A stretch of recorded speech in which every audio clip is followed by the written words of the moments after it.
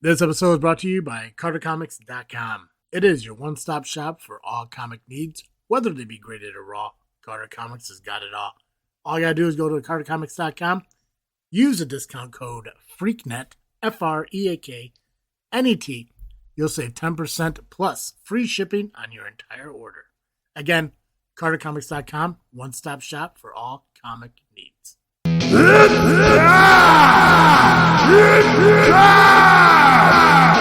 It's the JFW Podcast!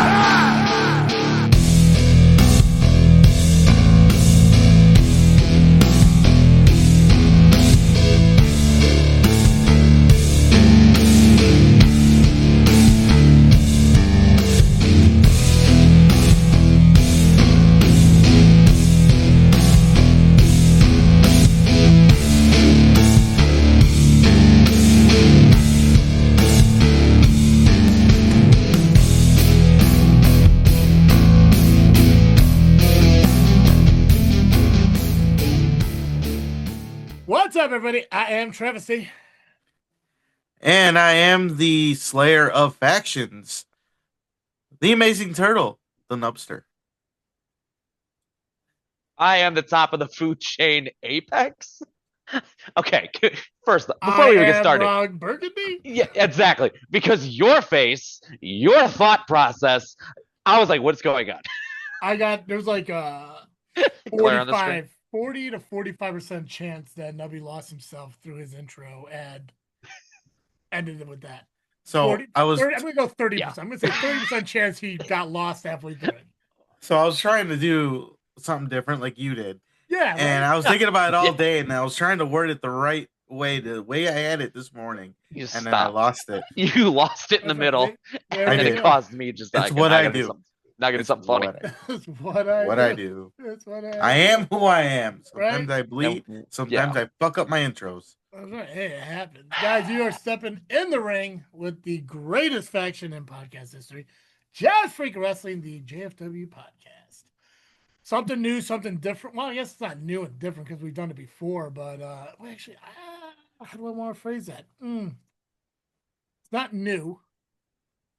It's not different. Something we don't do too often, maybe, I guess. There you go. Okay, because we've done it before, but we don't do it a lot. Oh, yeah. Well, not we. It was before you got here. Before I got here, I thought, fine, I'm not part of this. Got it. We're going to have a special guest on here in a little bit. I'm not quite sure what's going to go on with it. Apex is going to run that. I'm just going to sit here and watch, see how that goes. Because who doesn't like a car wreck? Can't take your eyes off it. I'm just really excited because I know how you're going to do it. Okay. And it's gonna bring me joy. But we're gonna cover match cards first in this show. We're gonna do results on the back end. POWW Entertainment and SCW were the only shows that ran last week. Ultimate Combat Gauntlet pushed it off to this Friday. So I got no results for POWW Entertainment because of the revamping of the show that we decided right before we start recording. We're gonna adjust the way we do some matches and some shows and stuff like that. So we're gonna see how we change up the show just a little bit. And for the companies out there to see how we change it for you, if you want to change it back, reach out, talk to me. Reach out. Do you want? I've been telling these people to talk to me for fucking 7-8 years. So Yeah, I mean, yeah. So no, there are companies that we work with closely, that we have conversations with, that we know people through, and we're going to talk about them a little bit more. We're still going to mention the other companies and stuff that we have in the past, either through a hey, this is what's happening, or you're going to see their flyer show up on our social media, and that's it. So if you want to be talked about on the podcast, message me. Not that hard to find. So or me. Tell you what, if you want to be back on the show, go join us on Discord. Freakin Studios Discord. Go over there. Once I see you over there, you can talk to me over there. So, and that is how you get back on the show. Yeah. Otherwise, don't talk to me. Subscribe to YouTube and reach out to me on Discord, and then I'll talk to you. Otherwise, I have nothing to do. Get your whole roster to subscribe to my YouTube. then I'll talk to you. That's how it works. This sounds like my negotiations to try to get my kid potty trained. It's like each time something got added. 100%. That's how I got Nubby potty trained. Oh, okay. Did he get an iPad afterward? Because that's the final goal. I tried to start with a single topping personal pizza. Ended up with a family style like garbage pizza, or run it through the garden, as Chicago people say about their hot dogs. But yeah, yeah. Free T-shirt to anyone who could tell me what the Amazing Turtles pizza order is. That's a good one. He said it before on this podcast. Free T-shirt of your choice. If you could tell me what Amazing Turtles' favorite pizza order is, and just on toppings, I need the style and everything. Yeah, like it's easy on the cheese, it's the extra sauce. We got to know these things. What type of crust is it? And that's right. Is it deep dish? Yep. All you gotta do is message JFW on Facebook, message your answer, and also you gotta prove that you're subscribed to us on YouTube. So, match card wise, though, however, Nubby, I know you covered Ultimate Combat Gauntlet last week. Do you want to get a quick refresher to everyone what the match card is going to look like this coming Friday?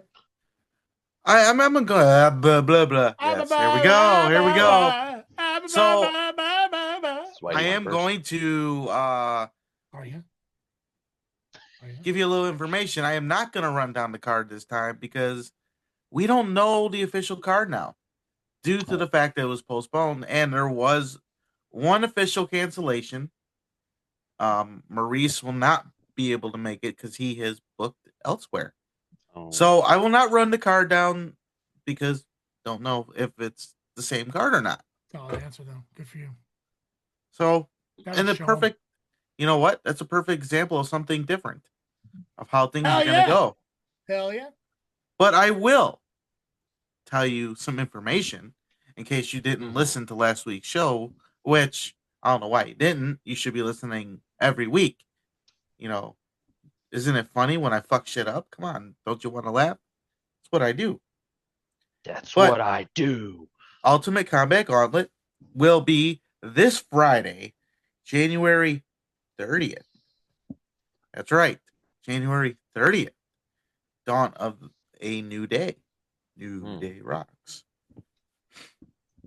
It takes place at Magoo's Bar, 6550 South Maynard Avenue in Bedford Park, Illinois. Adults, you're just $20. Kids, you are $10. Doors open at 7 p.m. Bell time 8 p.m. And that is the information for this Friday, January 30th. Dawn of a new day. Ultimate Combat Gauntlet. Yeah. Nice. Yeah. Awesome. IWA Productions, Nubby. Oh, back to me. Sweet. Go back to you. Oh, yeah. Back to me. Listen, if I didn't have a guest for the next show that we're going to talk about, it'd be him. Fair enough. All right. So, IWA Productions presents Cold as Ice. Ice, ice, baby. Dun, dun, dun, dun, dun, dun, dun. Cold as ice. Willing to sacrifice our love. Taking place this Saturday, January 31st. It's the last day of January already coming up. Holy shit. And so much has gone on this month already. This year. Crazy. It is taking place at the IWA Productions Arena. 521 Perkins Avenue in Mount Vernon, Illinois.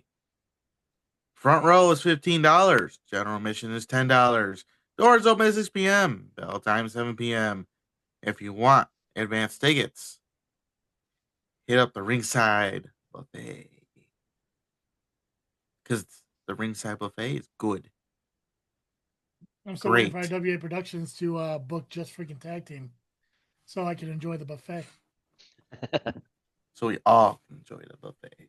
I guess you guys come too. Yeah, we can eat, I guess. I mean, I can eat all day. I mean, not Marche all day, but all day. Different variation, yeah. Yeah. But yeah, advanced tickets, ringside buffet. It's literally like 5 feet from the arena. You'll Like- be hearing me. You'll be hearing me cheering you on from the buffet. That's You got it. He's holding a turkey leg and shit. You got that, Nubby. that's Get how him, close. Apex. Shell shock him. Oh shit! I just dropped some mashed potatoes. Nubby! More prime rib. Yeah. Meatloaf. Get Mom! the meatloaf. Hello. We want it now. And when you stop at the ringside buffet, say hello to Patty and John. Tell them I said hi. And to book. Done. Yeah. Also tell him to book just for tag team. Yeah, that's it. Yes. With their manager Travis D. I'll be at the buffet. I won't come out to the ring with them. No, Unless you'll I come get my out to the plate ring. You're first. just gonna immediately plate go first. over to the Just keep on buffet. walking straight. Yeah, hell yeah. Where We'll, the hell do you go? we'll be walking to the ring. He'll be coming from the buffet. I'll be cheering you on from ringside while eating a fucking plate of food. Oh yeah. Excuse me, sir, ma'am. Can you tell them I need another prime rib, extra gravy on top? Thank you. Like what? Apex goes to the top rope and Travis is throwing the turkey leg at him. No, you don't do well up there. Fuck salad. Put salad in a buffet. Yeah. You think I come to a buffet to eat a salad? The weirdest buffet ever. All right, so we got some matches to talk about. Let's see. We have the boys will face the Squires of the Squared Circle in a tag team action. Marcellus Knight will face Dexter Rosewell. Logan Ridge will take on TJ Kellis. The Great Heathen Army will defend the IWA Productions Tag Team Championships against A-Boy and his monster. I'm never gonna get over that name. It's crazy, isn't it? But it makes sense. Yeah, it does. The boy and his monster. I mean, It just takes my brain to another level. So, and it's not wrestling. Monster that's under my bed. the sound guy will defend the IWA Productions Light Heavyweight Championship against former champion Jerry Morgan and Kato in a triple threat match. And then we have Chris Thomas versus Sid Holland for the undisputed IWA Productions Heavyweight Championship. Back in November, Billy Ray stripped Sid Holland of the championship and awarded it to Chris Thomas. Later that night, Billy Ray's team lost the main event, and thus Billy Ray lost control of IWA Productions to Chris Bean. Bean recognizes Sid Holland as still champion and made the match for the two to face off and determine the undisputed IWA Productions heavyweight champion.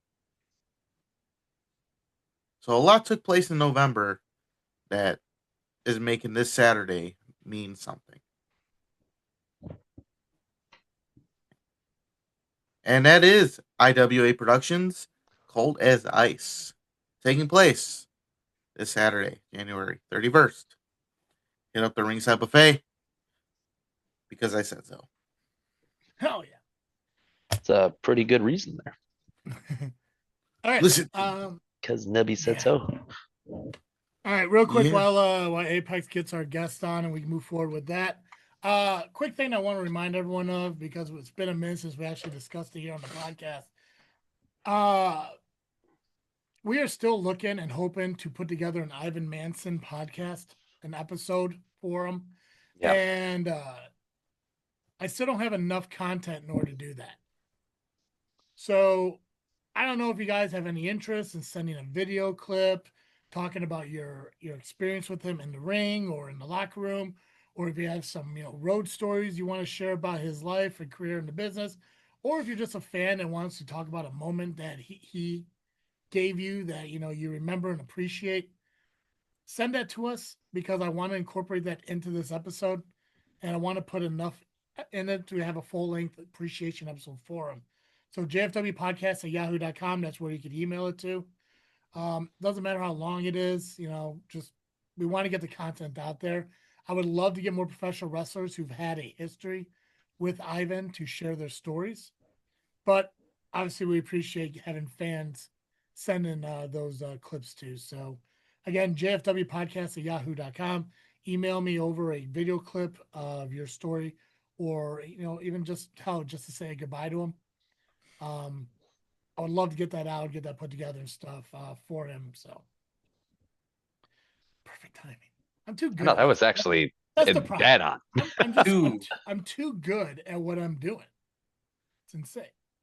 This is why it's your podcast, and you are a travesty. Yeah. Well, so this is my. Hold on. Shut up. Here we go. Here we go. Peter, how you doing, brother? I can't hear you. Say hello, brother. Oh. It was working a minute ago. Maybe it doesn't work because his phone's vertical, not horizontal. Maybe that's what the problem is. I don't think it is, but it just makes me feel better.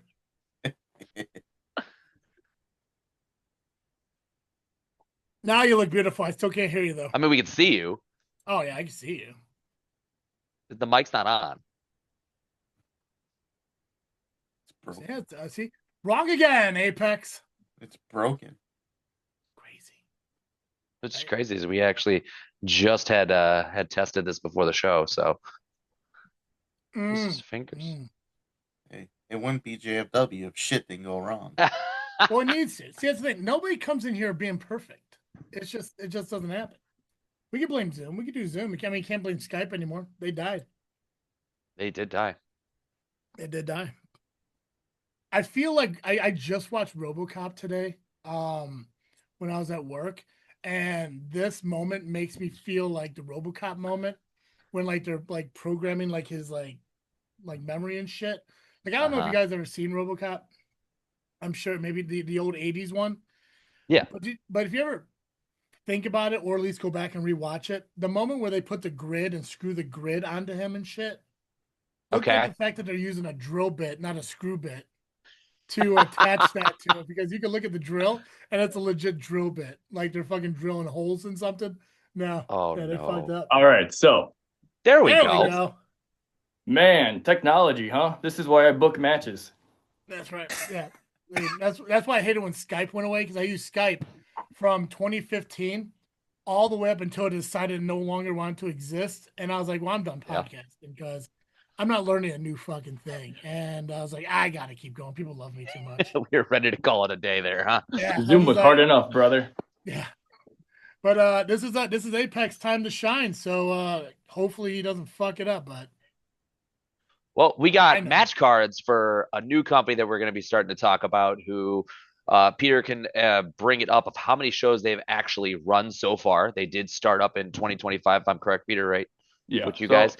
And that is Fab Wrestling. So Peter, also known as Booker P. There you go. Let's go ahead and let you break down a little bit about Fab Wrestling and the upcoming show we got this Sunday. So, in the long and short, Fab Wrestling is owned by the radio station 94.5. Fab 94.5, just to be exact. Okay. It was originally a one-off show called Fab Mania, if you remember. And once I joined, because I met up with the owner, Too Official, or Tim, we'll call it for kayfabe's sake, I made it a full-fledged company. And how did that correspond? Like, because you said there was one show. There was one. I saw a lot of potential in it. As we all know, I met you and I met Turtle before this in another company, and that's pretty much where my experience came from in this. Mm-hmm. Yeah, we'll leave it unnamed. Yeah, I seen him really try, and he just didn't have I'm sorry, all Peter, of it. I'm sorry, Peter. Why are we leaving it unnamed? We're trying to be cordial. Yeah. whatever. That's fine. It was a beautiful company. It's just the way Started. it kind of fizzled out. It's a I made a beautiful company. bunch of wonderful connections in it. It started beautiful, and then the ugly popped out. And Do I know this company? Mhm. yes. Myself and Turtle were a part of it. Yeah. I may or may not have been a GM for a short time. Oh, isn't that coming back? I don't care. Pretty sure I was told that's reemerging. I told like, hey, reach Yeah. out to Nubby and Apex. Let me know what's going on. Yeah. I can nor confirm or deny that. Yeah. Roger. That's no longer my worry. I'm losing hair for this company now. Oh, there you Yeah. go. Yeah, perfect. Yeah, no, I love when people come up to me and tell me things. I'm just like, tell Nubby and Apex. I don't. Yeah. Oh, I know who came up and told you. Of course. Yeah. Oh, My yeah, number- they got My number one shows. fan. Your only fan, yeah. Jesus. Wow. I Christ. don't got only fans. I got only fan. Only fan. I got yeah. to drink to that. Yeah, I think I even said it on commentary. I'm like, look at Apex's fan. They are losing their mind. Like that was it. Yeah. Hell yeah. Oh, the Man, I am glad I'm on disrespect. your guys' side right now. It's insane. Like this dude had to pay a child to walk around with the bat because nobody wants to be associated with this motherfucker. Hate a child. Yeah, we'll go with that. Yeah, he's We like, hey, will kid, go with that. Right? It's like, I'll give you $50. Please just like me. It's crazy. I just gave him my Well, envelope. I'm glad you booked He it. just waited. trust me. All right. He came up to me like All this. right. I'm sorry. Go ahead. Okay. I No, don't no. think- Basically, it was a wonderful company. I made a lot of connections in it, and because of those connections I made that were so long lasting, I decided to bring some of the talent over to Fab Wrestling.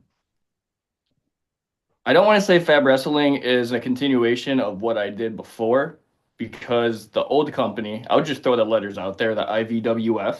Whoops. It's Whoops, not you going to said be anything it ever was without me, Apex, and whoever else was helping us, technically speaking. This is something completely different. Fab Wrestling is something I'm trying to treat as a TV product before it becomes a TV product, if that makes sense. Yeah, I got you. Yep. That makes sense. The right way to run an indie show. And for all the other indie shows out there listening, that is the mindset you should always have. You want your talent, you want your production to be that of on television, whether you're on YouTube or anything. Beautiful. I gotta give you some merch there, but Oh yeah, no, definitely. It's in the works. So Fab Wrestling has a Universal Crown Classic coming up February 1st. We're going to crown our very first Universal Crown champion. talk about the belt. So I know this is Apex's favorite part. It's going to make a lot of people pop, but we do in fact have a spinner title. It's pretty cool. It's pretty That's cool. awesome. That's awesome. We're bringing it back in the best way possible. Oh, and you know, I think it's kind of cool because, like, if you're associated with a radio station, and the concept of records and stuff makes a lot of sense. You'd have a spinner belt. Exactly. I'm on board. I'm sold on. Yeah. So before I even teamed up with Tim, Too Official is his artist name. Mhm. Fab 94.5 actually covered a lot of wrestling, so it wasn't just a radio station, which is why I definitely got interested. Like, it grabbed my attention instantly. I'm Were like, okay, they- we definitely have something here. Were they covering like the televised wrestling or independent wrestling, a mix of both? A little bit of both. They were doing more of the televised stuff. They were hosting watch parties for the bigger, more corporate things. Oh, gotcha. Okay. So I don't want to say like I helped him see the indie side of things, but I've definitely opened up my partner's eyes a lot more. We don't just try to reach out to the Chicagoland talent as much anymore. We try to go more out of state for cross representation with other companies. I know a lot of brands don't like talking about that or doing that, but I find that's the best way to make a connection in the wrestling business. Cross promotions and stuff. Oh yeah. I agree. Yeah. I think more companies need to do it. The idea is like it's like, and it's just my opinion. You know, she's just being a fan and a podcaster. I'm not a worker, but this isn't WWE, AEW. Midwest needs to be Midwest wrestling, not just one Exactly. company wrestling. A territory. And yeah, so when you sit there, it's like, because like even like right now with SCW, you know, a lot of the guys that we're bringing in on our pre-show are coming from Wrestle League. Yeah. You know, and it's like they should be able to do that stuff. Like you should be able to discuss with another wrestling company. Hey, listen, I'm doing here. I got guys. You got guys. Let's work together on this shit. We need to do that because when everyone has this weird theory that Midwest wrestling or independent wrestling isn't like what it used to be. It is. It's just never talked about because they're so isolated into themselves. Exactly. And that's, I don't want to say that's the problem, but all pun intended, that is the crux of the situation. Yeah. Yeah, no. So I think the way you're going about it is the perfect way to do it. You know, reaching out to other people and say, listen, let's work together. Let's figure some stuff out. You know, like you got connections, I got connections. Without disclosing any names or plans that I do have coming up, I am planning a couple partnerships with joint shows with out-of-state companies. So that's always going to be a good sign. Awesome. As Apex will tell you, I'm a master negotiator, and one of the things I absolutely love doing is networking any way, shape, or form I can. I've been on-screen talent, I've been behind the scenes, I've been a producer, I've been a booker, I make themes for people, I edit shows. I'm kind of just a jack of all trades. I've refed matches for Apex and Turtle, so. And graphics as well. Nice. And Actually, he made my Book Me Now poster. After you guys helped me with the wording, he actually put it together for me and was the one that put it out there. So thank you. Of course. To all of you. To all of you. Like, So join things up. like this, if I can help a company or a talent, I definitely will. Like, the one thing I absolutely hate about my position right now is kind of turning people away, as much as a loaded answer as that is. If I could, I'd book a 20-match show, but realistically, That's tough. Yeah. you can't really please everyone. You got to pick your spots. Try booking a pre-show when you only got an hour and 16 people. Right. And It it is just hell. keeps changing. And the thing too is, like, in my mind, like this month is the first month I ever experienced it. But in my mind, it's like, if I don't reach out to them, they know I'm not booking them this month, and that is a lie. Because the message I got, hey, am I working this month? Hey, do you got something for me this month? Or hey, what's going on this month? It's like, Yeah. then they gotta be the bad guy. And I just like, listen, I got nothing for Yeah. you this month, but I'll follow with you next month and stuff like that. And then I'm the dick because I have to change the plan, and then I gotta reach out to the guy. Hey, remember I said I had nothing for you? Well, I actually do. You know, and Yeah. it is. It's rough. And just like you said, like SCW Booker told me the same thing. He hates the fact that there are times where he has to tell a friend of his, hey, I can't use it this week. Oh man, it's so heart-wrenching. Yeah. Like, and I try to differentiate being a professional and being one of the boys as much as I can, but there's such a thin threshold between them. All about how you word it, though, and how you present it. Exactly. We're supposed to be professionals. So if you would come at them and not be a dick about it and be like, hey, man, I would have loved to have used you. We had this plan ahead of time. This is where we're going this month. I can probably look at you this month. That's a different story than I don't need you. Like, whoa. Okay. Right. So, yeah, it's all about the wording and how you present it. Right. And I feel bad. You know me personally. I work sometimes 14-hour days at my shoot job, so I can't always reply to the messages I get. Sometimes I have to wait till my day off just to get to everything, and it's like my mass reply day. I'm sorry, guys. I love you. I promise. So give me some time. I didn't forget you. Just give me some time. And I've had to say it like that a couple times. And it's, again, very disheartening because you don't want to be that guy leaving people on red. Because as a talent, as someone talking to a female or a significant other, you've been left on red. You know how it feels. Yeah. Oh, yeah. We've talked about a couple talents already. Yeah. I regret every time I renew my dating profile. That's crazy. Never date the workers, brother. God. At this point, I'm just paying for it. I think I just figured out in my next app I'm going to make how to get wrestlers to date each other without making it awkward and horrible. You got to call it date pecs. Date pecs? Yeah. Oh, God. That's a good one. Done. I need a programmer. We're doing it. Yeah. Oh, that's great. Dude, the only people who are going to sign up for that are fucking married guys. That's the thing. It's gonna turn. I'm gonna get sued because I'm gonna somehow all these relationships are gonna end, these marriages, because I created this thing and I'm like, whoa. Babe, Right. Not them. It's all you. I didn't plan on cheating on you, but Apex made this fucking dating app and said, hey, we all should join it. It's crazy. Well, if it's about wrestling dating, it's not gonna last. Yeah, it's gonna change. You know how many of them dated each other over the years. Oh my God, honey, I thought this was a booking site. I didn't know. Damn, Apex. Not the booking site. I mean, I did have that in the works, though, an actual booking page. That is still something I I'd know. like to do You down the tried road. to steal. Yeah, you stole that from me. That was awesome of you. Oh yeah.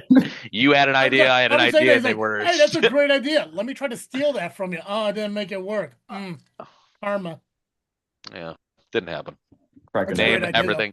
We had the name, we had everything set up. I just didn't have the guy to finish creating it. Sure. Great concept. I tried to ask a buddy of mine. He's like, hey, you want to create this for me? He's like, dude, I don't know how to do that. I'm like, nobody does. It's insane.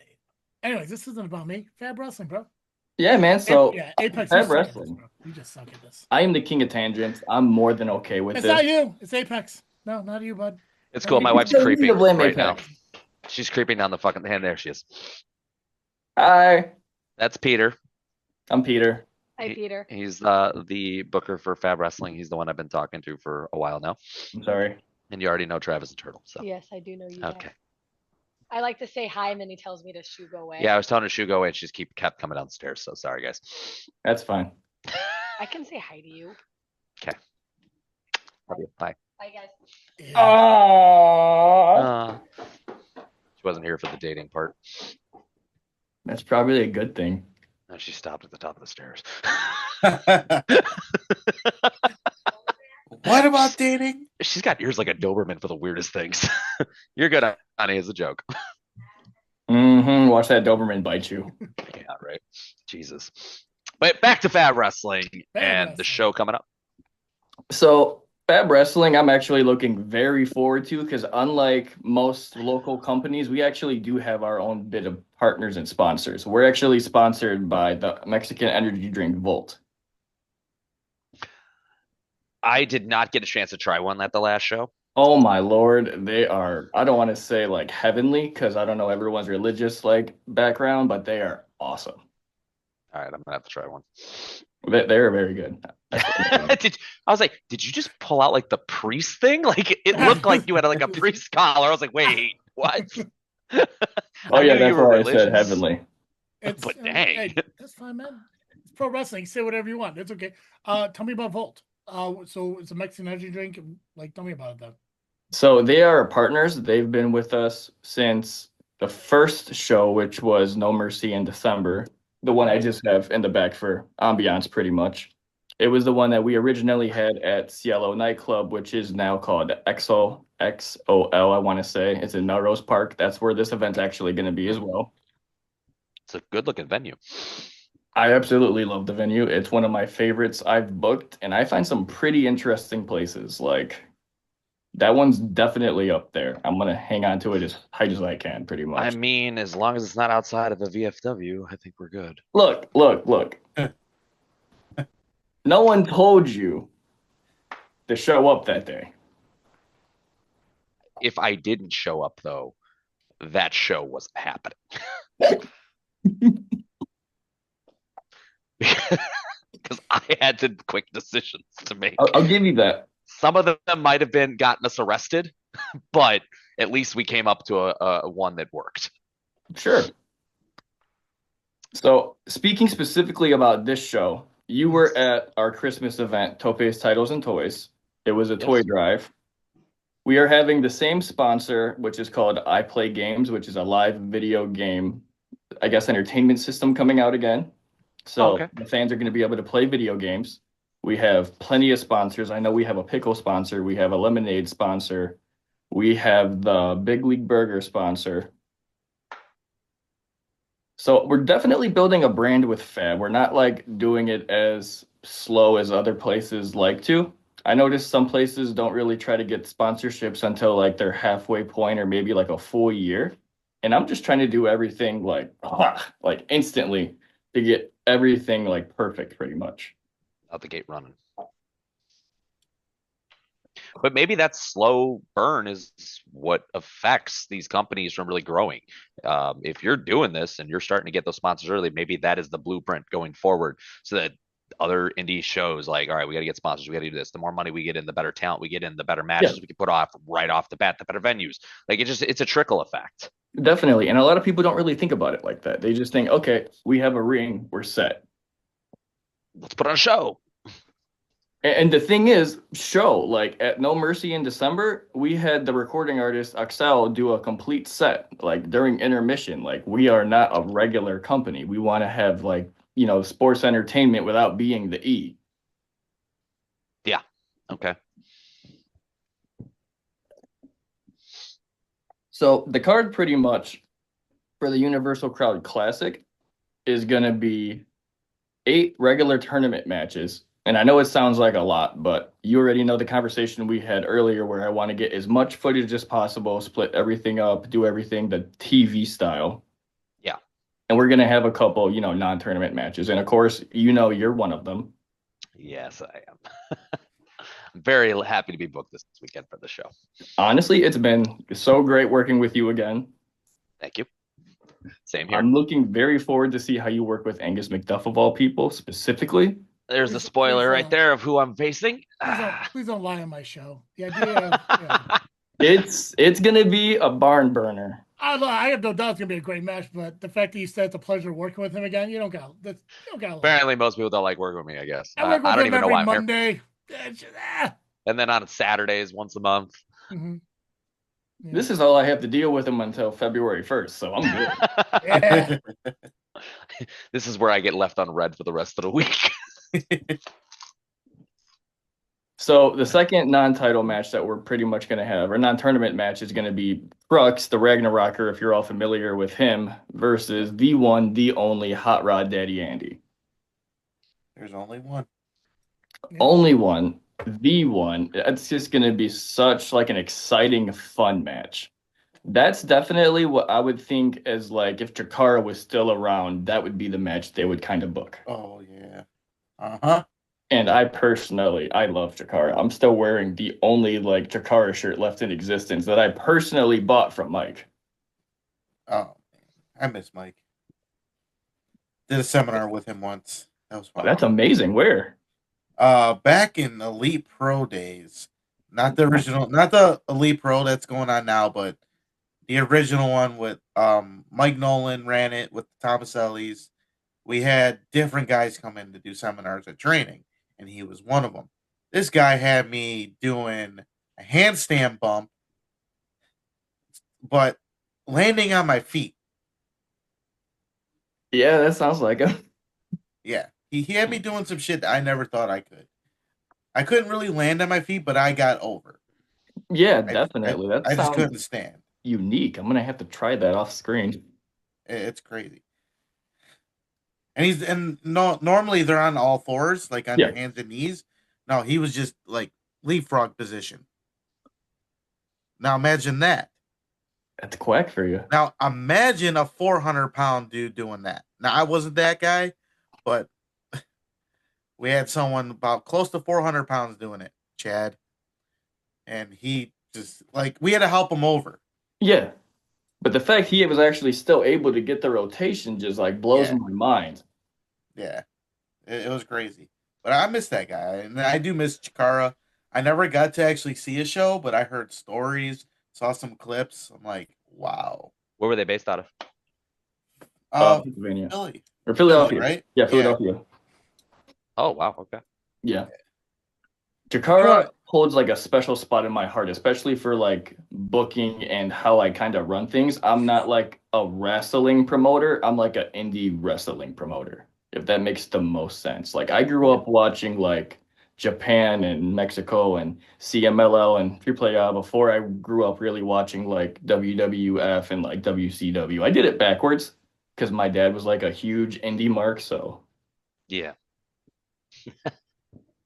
Anytime I tell that story, they're like, oh, who was your favorite WWF wrestler? And I'm like, I didn't watch WWF until I was at least 8 or 9. You could talk to me about Liger and Ultimo Dragon for like hours, or we could talk about Super Dragon even, but. I mean, at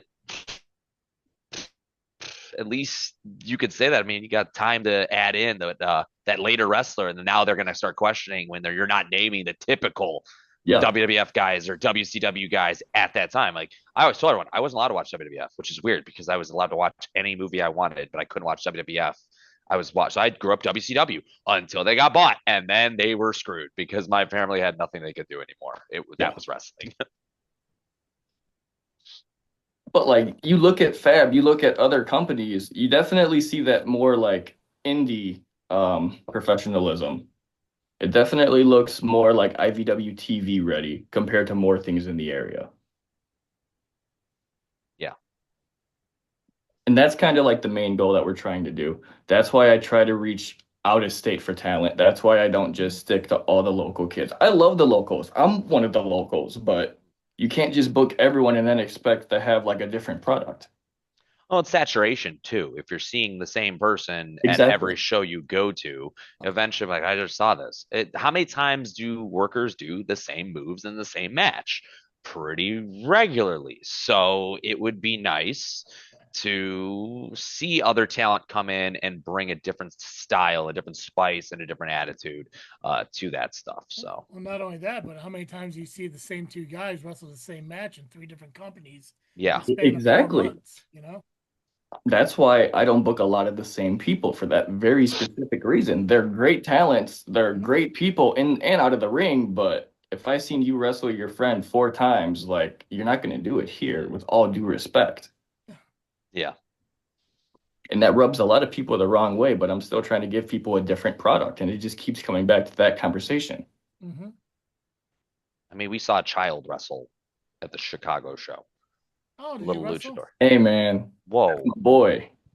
That is my boy right there. That kid got some talent. He's going places. He's going places. He's heating. How old is he? Like 10, 11? I think he's 11. Yeah. And then he's a luchador. Used as a weapon a lot too. He's gonna be such like a problem as soon as he's 12. Yeah. Like, oh man. Yeah, he hasn't even hit that growth spurt yet. So just wait. And honestly, that's the thing. Like, you don't see a lot of people do stuff like that. You don't see a lot of people book luchadors from specifically lucha schools just to have showcase matches. Like, I'm trying to do things different because I'm trying to make more opportunities for myself as a worker and booker, but also for others, just so they can have places to work. And you don't have to do an all lucha show like some of these places do. We have a very dense lucha like community in the Chicagoland area and in the Indiana area, but we see just a lucha show, not lucha guys on other people's shows. So I like the fact that it's a nice mix of different styles into that. It kind of reminds me of how WCW did it when they were bringing all the luchadors in and they had their own segments and whatnot. Yep. But they were part of the main show. Exactly. And a lot of my luchadors that I bring in for either a one-off or a trial, they end up with me pretty much. They somehow end up full-time on the roster. They keep coming back and they keep building relationships.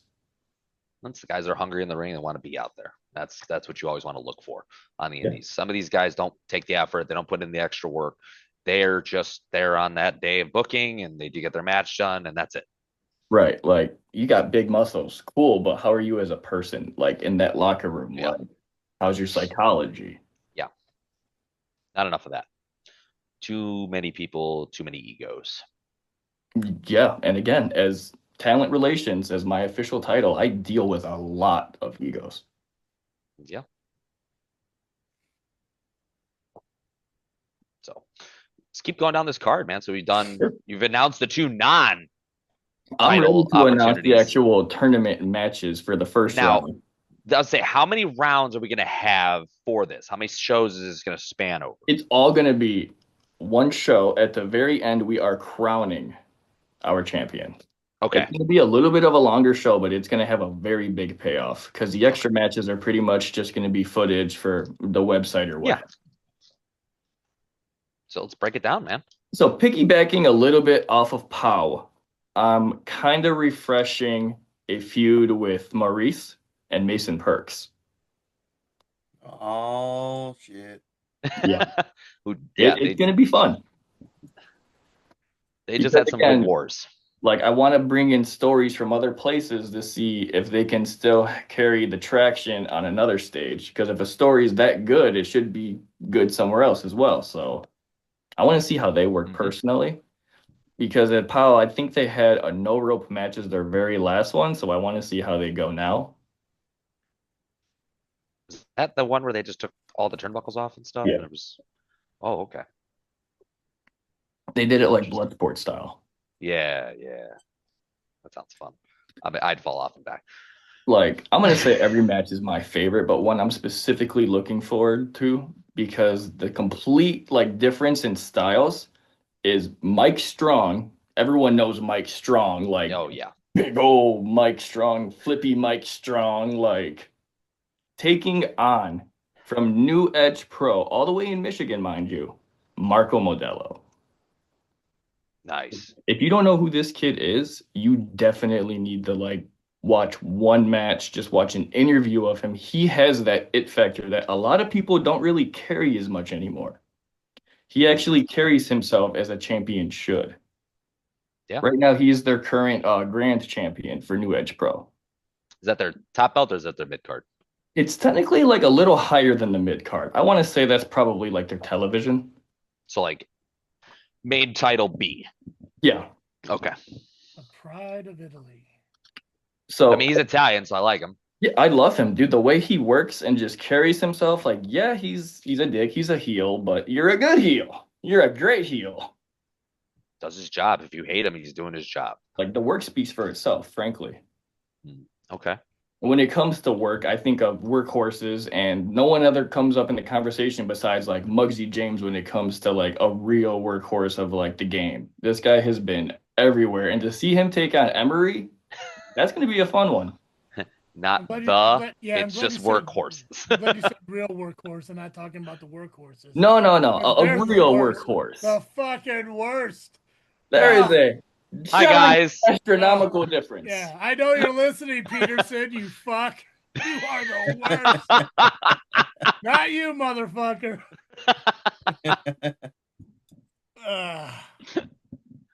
Yeah, But I Cousins agree too. with your Fuck take all on you. Muggsy though.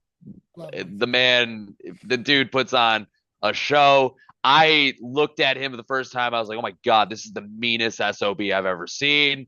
And, you know, in the back, great dude, locker room leader type, easily. Honestly, like even if he's not the locker room leader, he will put the locker room leader in check. Yeah. Oh, And I've noticed no one does check him at all. Yeah. But yeah, definitely somebody I've enjoyed. He's getting his due. And he's been a fan favorite for years. So it's Exactly. great So to that's see. why I wanted to give him this real opportunity. Like he's had plenty of opportunities in other places, but I feel like he can really do something at Fab with the right amount of like push and story. Mhm. Love it. Because honestly, like he's a good singles wrestler, but they mainly had him do a lot of tag stuff. And I feel like that's kind of where he got like roped in. And I want to see more singles Muggsy because he just had the match at the Toy Drive with Hot Rod. And that was just like crazy. That was one of my favorite matches I've booked, the Wreck the Halls match. That was epic. Which will be out soon. We're in the middle of editing everything. Cool. Because I want to see some commentary or hear some commentary. Oh yeah, of course. The matches. Who's your commentators? So on this match, very, very specifically, I am bringing in John Bullard himself. Awesome. He is my personal mentor. He is a father figure to me. He has given me so much in this business. I would not be the man I am without him. He's not paying me to say that. There's no gun behind my head. Like, I absolutely adore the man. Blink twice if you're in trouble. What does 20 times mean? Jesus. Oh man, I'm in deep shit. Somebody called a SWAT team. Oh my God. So on top of John Bullard coming in, he is going to be joining backstage as a little bit of a producer, helping out the younger talent. And we have Sean Everquest.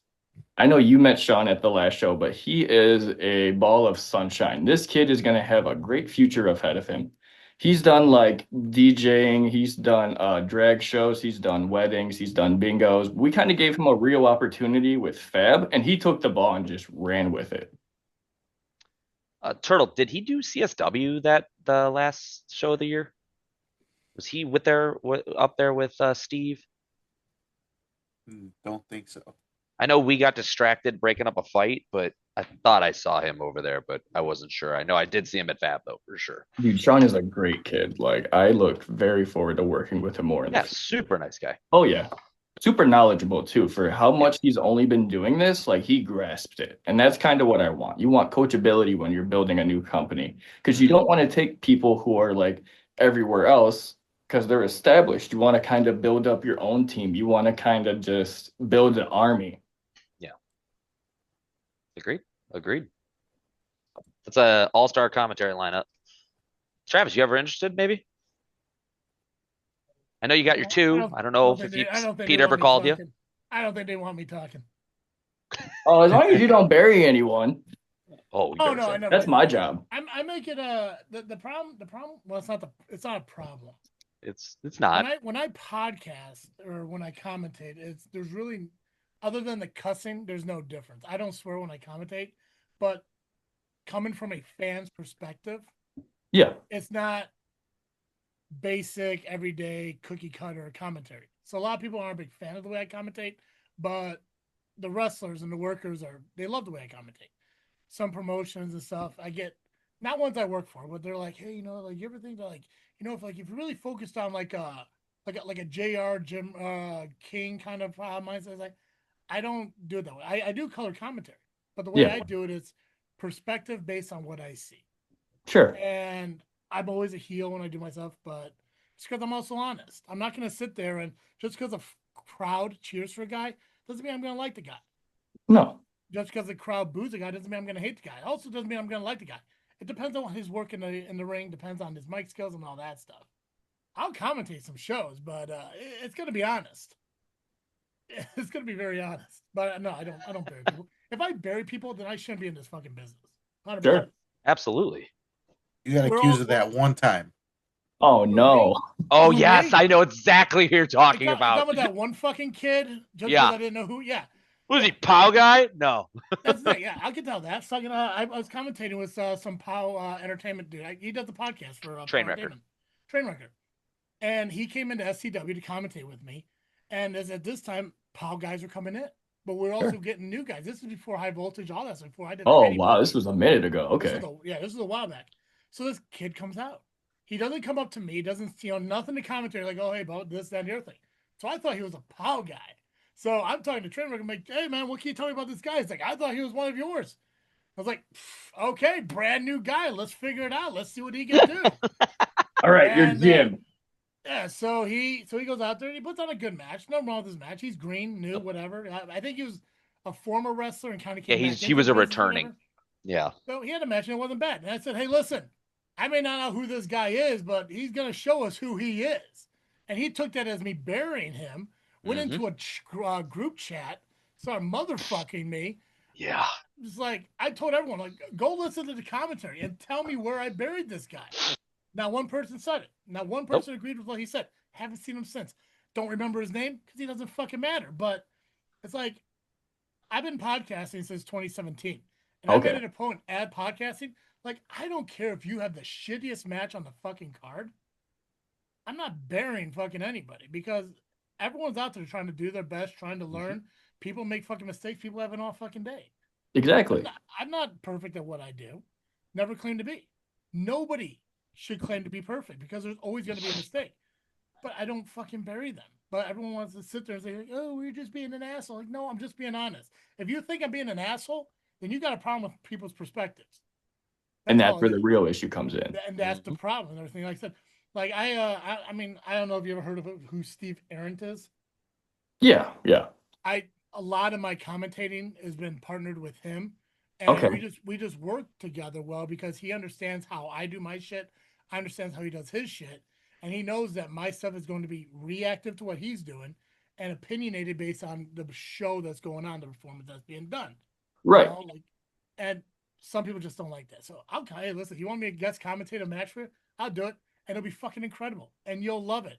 Yeah, man. We can always talk about this. He's not lying, too. I don't know if the radio people are going to like me because I'll probably sound like an asshole, but yeah, I'll do it.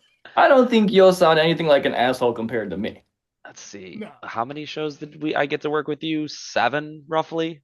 6, because I think it was a month off, but it was fun doing commentary with him for 7 months because, as he said, it was honest. I got to be the louder than life guy when the moves are coming in and breaking down all the moves. He took the heel. We had a third, our mad dog Chris, and Chris broke down parts of the match too and asked the questions and fed into me and Travis T. Like, it was great. Especially when it comes to commentary, like you got to have that yin and yang, like that balance. You either have the experienced worker who's injured or retired, who knows what he's talking about, and then the person who just knows how to speak and entertain. When you mix both of those, you have a great team. In this case, that would be John Bullard with all the experience in the universe, and then, our boy Sean. I feel like these two can be a great team because we just had Scott Jones from the Fantastic League of Wrestling and No Regrets Wrestling do the toy drive, and he killed it with Sean. Yeah, I can't wait to hear the commentary. Oh yeah, that was such a fun show. Kids had a good time. That's all that matters. Oh yeah, no, the kids had a blast with you. Yeah, I wasn't talking about just me, but yeah, I got beat up before the match started. I remember that. I got totally somewhere. Tim came over and saved me. he's like, yeah, let him start doing that, man. I'm like, I was not expecting that. Oh man, you give them an inch, they'll take a foot. Oh yeah, but they all had a good time. So yeah, definitely. Speaking of good time, this match is just gonna be a masterclass, pretty much. This is a lucha extravaganza match, pretty much, because this is Alpha Danger meeting the boy wonder Kid Lat. I like Kid Lat. I've worked with Kid Lat. I've talked on this show that Kid Lat was the wrestler that that trusted me to still wrestle after finding about the passing of my brother. So I had the utmost respect for him, and we put on a hell of a show that night. We told definitely a story, and it was something I needed to get through that. And watching his ascension grow from there, because I think he was still just really starting to get his name out there, has been something to see. I've really enjoyed it. I don't know too much about Alpha Danger. I got to see him at that show, so I'm very excited to see a full-scale lucha match with Kid Lat and Alpha. That's going to be good. So for those who don't know Alpha Danger, the only way I can describe him without insulting anyone else's legacy or tarnishing it is I would call him arguably the next Rey Mysterio. Wow. With his fluidity in the ring, his uniqueness of his mask designs, just how genuine of a person he is, he could tie you up in pretty much more ways than Steven Regal as a luchador. Is that him on the screen behind you? So these are actually the All-Star Lucha Libre extravaganza match we had at No Mercy in December. Okay. Yeah, I saw that cool mask. So when you're like, interesting mask design, I was like, maybe that's him right there. His masks literally look like a jet. I love it. Yeah. Okay. He's the guy that wrestled Beetle at the Christmas show. Okay. I know exactly what you're talking about. If I was to be a betting man, which I'm not anymore, but if I was, I would put it on either Strong or I would put it on Alpha because it's two completely different ways they can go. Mm-hmm. And I've watched Strong a lot. He's a nice dude, but man, in the ring, that's power, speed, agility, something a man of his size should not all have. No. When you're over 260, you shouldn't be able to write your name in the air with your body. Mm-hmm. It's very scary to us who are still barely able to do it. Just watching him in air, you're like, oh no. I don't want to. Please don't hit this. Please miss. Please miss. But yeah, these are some good matches so far. I think one more, right? We do. I like this one.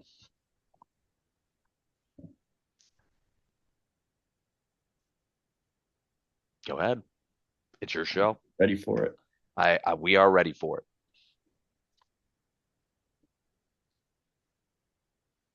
I'm gonna leave this one a surprise. You're just gonna have to be here. Okay. So anyone listening to this podcast, which you all better be anyway, you have to show up to Fab Wrestling to find out what the final match in the tournament is. You will be very glad you did. Fan favorites. That's all I will say. Without spoiling anything. Yeah. Because this whole tournament is fan favorites from all over the place. Pretty much, yeah. You've got a favorite from every company, every different company that's in this show. These are the fan favorites of those said companies. It took very careful placing, booking, scheduling around everyone else's various shows. Like a lot of people couldn't do this, unfortunately, but the ones that were just made it so different enough for it to just be like very entertaining. And there's plenty to do, wrestling wise and non-wrestling wise. So, Oh yeah. Speaking of non-wrestling wise, I do have Omar reffing for us, which is going to be amazing. Everyone loves Omar. glad he's back in the wrestling world. Yeah, I'm glad he unretired from being retired after being unretired. It's crazy. Right. We love you, Omar. Hope you're doing better, bud. I like you a lot, bud. He's a great kid. I love Omar. Yes. Straightforward, educational, helpful. You couldn't ask for some better refs. I've met a few refs that I would love to have in my matches every time. And I think Omar has probably reffed the most of my matches at SCW.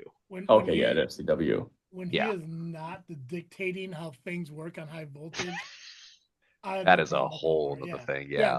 But when you get the senior official out there dictating how matches work, that's when when you start booking my shit, that's when I got a problem. Yeah, no, I don't blame you. And what's fucked up is I took it out on Flat Top, and Flat Top said he had no idea what was happening either. I'm like, well, somebody's got to hear about this. We need to unite. Like, I need to bitch at somebody. Whose fault is this? Apex. Well, I mean, he's usually just yells at me anyway. Goofy-eared motherfucker. Whoa! Why are we getting personal? You can't even see them. Yeah, no, trust me, the it's there. big ass headphones are on. Oh, brother, listen to the commentary from your match this past Saturday when fucking Repo was going. Oh, yeah, he kept grabbing my ears a lot. I know. They were there. Chris, at one point, Chris says like, "Oh, I think he's trying to rip the ear off." I'm like, "Hope that's a good one." You son of a bitch. I am gonna clip that, and I'm gonna stitch that in.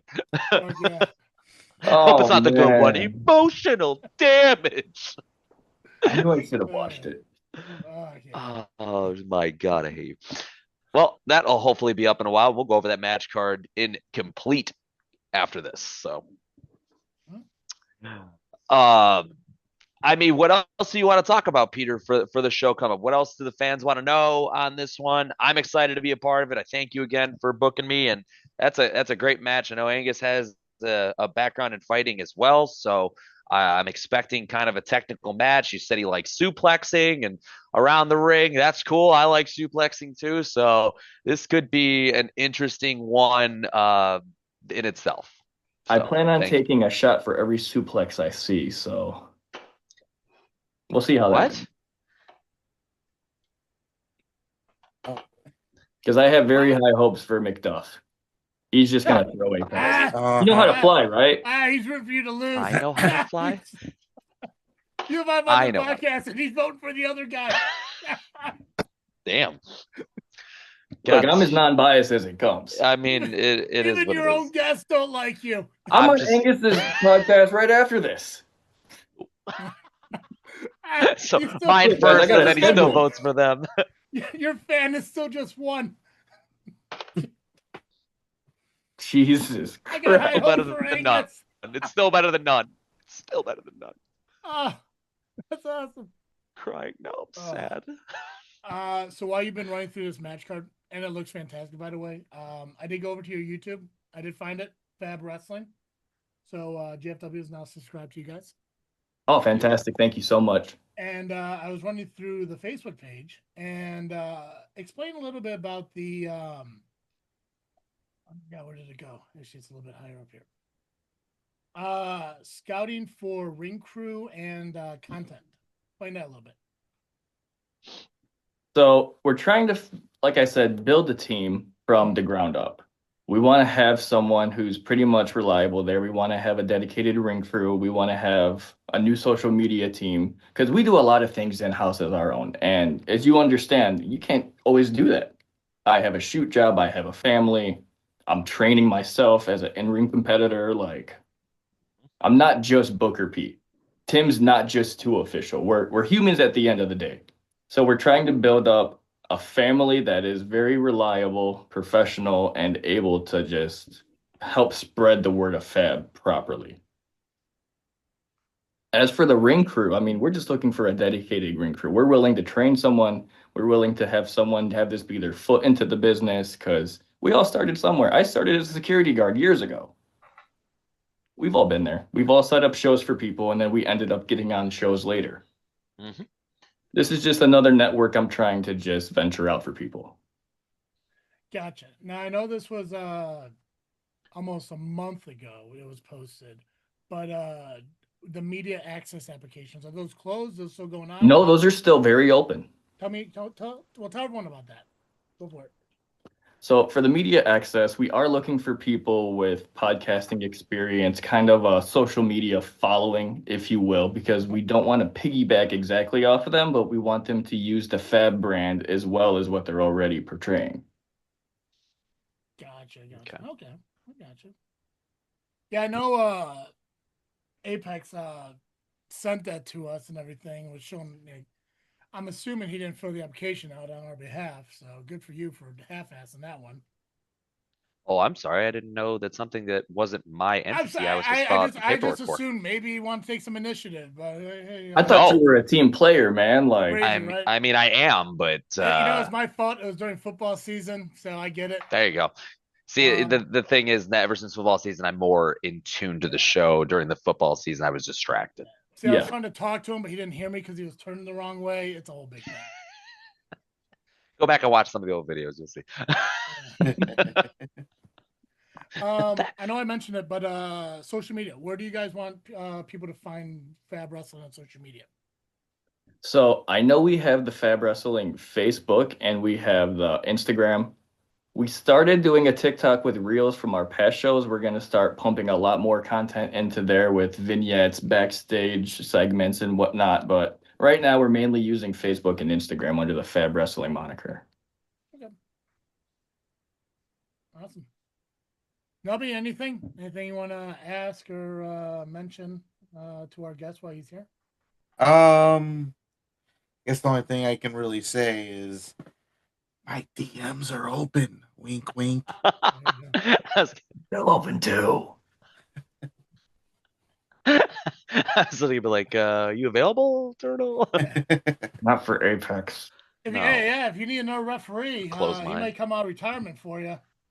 Oh, man, that'd be great. You never have too many officials. He'll train your officials. That's Homeboy- about as far as I it could goes. do that. I could do that. Homeboy's a skilled bell ringer if you need somebody. Oh, yeah, you know what? I do need a bell ringer. Gets pretty tiring doing it myself. Getting you booked, brother. Getting you booked. Get you in that door. Sean Danger's available for that. I appreciate you guys having me on and letting me talk about Fab and pretty much the background of it. It does mean a lot. I hope to see you guys all February 1st. I know I'm going to see Apex, unfortunately, but I hope to see the rest of you too. Yeah, I know. Yeah. Nobody wants to see Apex no more. Typically, Sundays are my my downtime days, but this show actually seems too good to pass up. So I moved mine to Saturday this week. Like, this is a good show. This isn't just a show.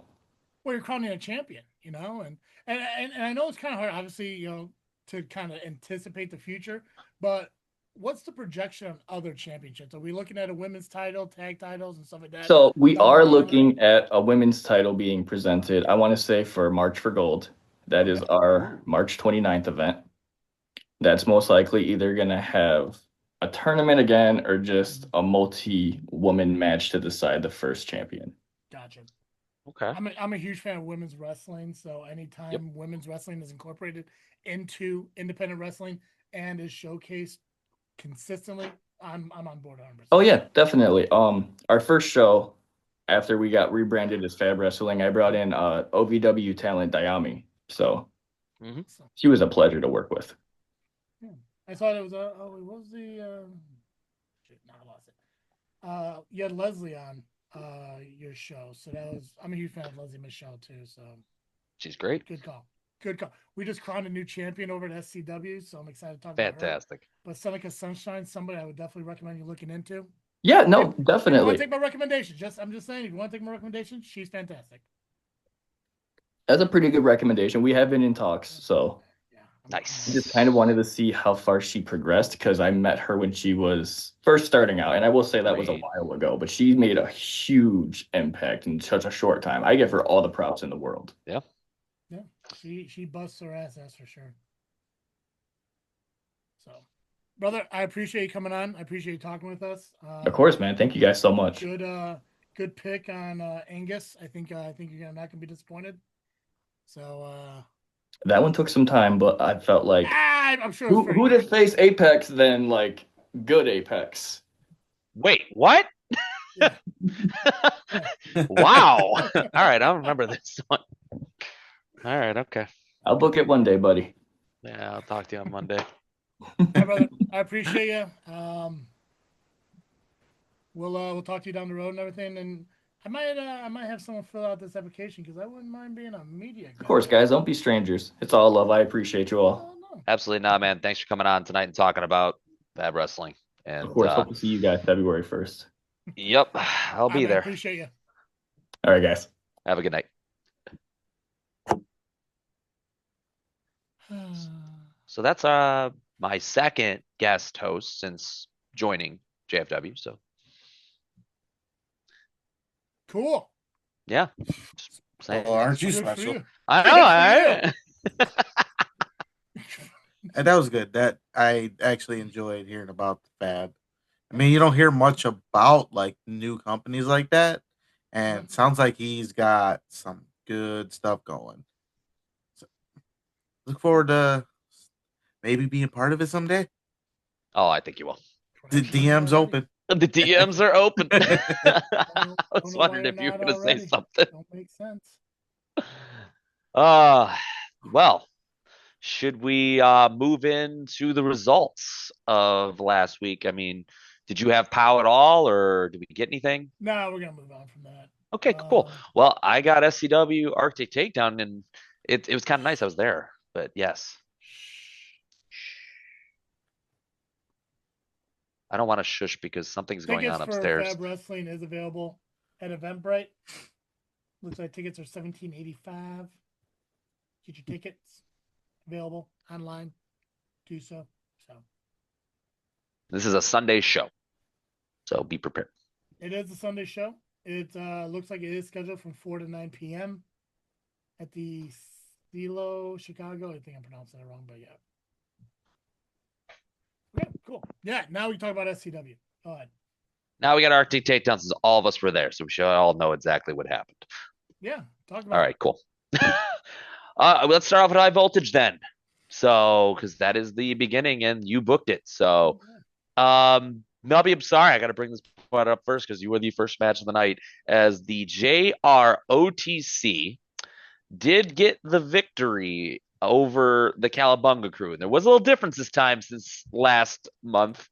JR Lindsay made his SCW debut, I guess, his first appearance at SCW, and he was involved a lot. It's crazy that he didn't show up until Nubby was wrestling the JROTC. That is kind of Faction Slayer. Because the Faction Slayer. He didn't want his faction slayed at another company. Wild that he waited till the Cowabunga crew wrestled JROTC, not only to show up, but to come down the ring with them, because I didn't even know he was doing that. So I don't know who let him in the locker room, but that was a thing. He was just there. I had no idea. So but he wasn't alone. They had some masked person in the crowd. And that was the difference maker here is they got involved in the match. There was some distractions. There was constant attacks by JR Lindsay, and the Cowabunga crew fell. And while Nubby was outside the ring, I mean, the best thing I could say is, can you hear that? Well, Nubby was. Are you talking about when? No. So first off, Nubby wasn't outside the ring. Nubby Well, was still in the ring. Oh yeah, they threw him outside the ring when I was watching what was happening to Sean Danger. This fucking guy. I'm talking about when I was watching what was happening to Sean Danger. Yeah, Nubby was fucking in the corner, getting fucking pummeled by JR Lindsay, and you're just sitting there fucking watching. I looked for clearance. Do I need to go in? No, why do you need my permission? It's Didn't need my permission to throw Nubby over the fucking rope at a fucking battle royal, did you? Were you there? No, but you did it. Just saying. You admitted it. I did. I did. It's not like you messaged me like, "Hey, can I throw Nubby over the rope?" No, you just fucking did it. Imagine that in the ring, just like, can I throw Nubby over the ropes? Yeah, Put the phone away. You watch fucking Nubby fucking drop in the corner. You watch fucking Danger get low blowed by fucking somebody, and then you watch Sean Danger get fucking double teamed post match by somebody. You sat there and watched the whole fucking thing, talking to your fucking fan. Crazy Fan, yeah. And you're sitting looking at me like, "Hey, do you want me to do something? Why? Why do I gotta fucking give you permission to go fucking rescue Nubby?" Nutty. This is true, but I hope not to see JR Lindsay back at SCW because I think I will have to get involved at this point. Yeah, we may see him again. And you know what? So you haven't seen the last of JR Lindsay. That's the problem, and he owes us something too. We'll keep going over that later on as well. But go ahead, Nubby. No, see, look, despite everything that's going on elsewhere, I was looking forward to getting shit going. Get the shit going. Be a tag team. Finally get some tag team titles eventually. And I was happy going into this match, well prepared, knowing JR Lindsay was there. I fucking let my guard down, knowing this lady, came in, did what she did, right? I saw her before the match, just sitting in the crowd. Yeah, it's weird. With that mask on. Now, this is how dumb I am at that moment. Normally, someone's in the crowd wearing a mask. Should be some red flags. Yeah, there should be some red flags. I mean, normally they wear a mask because they don't want to catch a cold. Flu season, it happened. That too. They could have been. I thought that they were, because I noticed them. I was like, fuck, they're not warmed up from outside yet. Doors right there. I thought cold. I was on the same boat with you, man. I don't think you're dumb for what you thought. That's not on you. Well, I wasn't. You would think like someone's got a mask covering this part of their face, right? Mm-hmm. They don't want to catch a cold. They don't want, none of that. Well, I should have put 2 and 2 together when they extended their hand out, like every other fan, for a high five or whatever. And you know what? I gave that fan, quote unquote, a slap on the hand. Yay! You're cheering for me. Woohoo! You wore a mask. Usually they put a fist bump, or they don't want you touching them at all. That's where I fell apart. I'm like, well, whoops, I should have known. Yeah, that's definitely on you then. Yeah, you did that. I did that. That's you were focused me. on the match. You were focused on the match. You wanted to get the victory, and you had to focus on JR Lindsay. Yeah, because you can't miss that big head of his. No. And I was trying to punch him a few times during the match. Maybe I should have not focused on him a lot, but he just kept trying to egg me on, and he does a good job of getting on my nerves. So I say maybe I dropped the ball a little bit. My bad.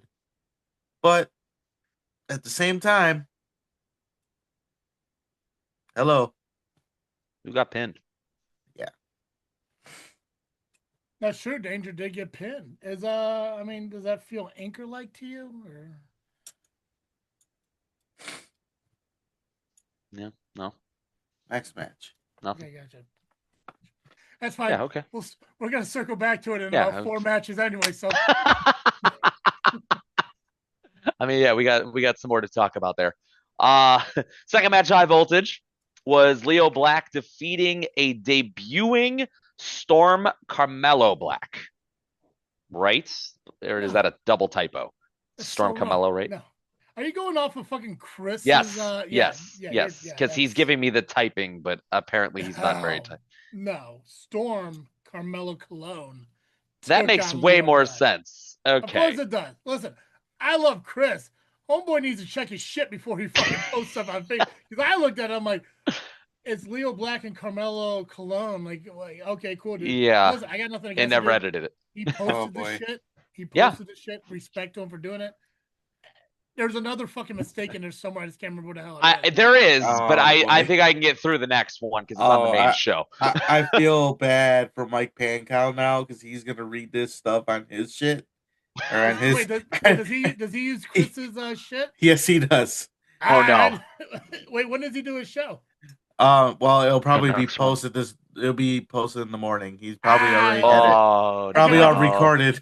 Fuck yeah, Pankow! If you listen to my podcast, I'm going to go and comment on your shit about being wrong just for the fuck of it because I can.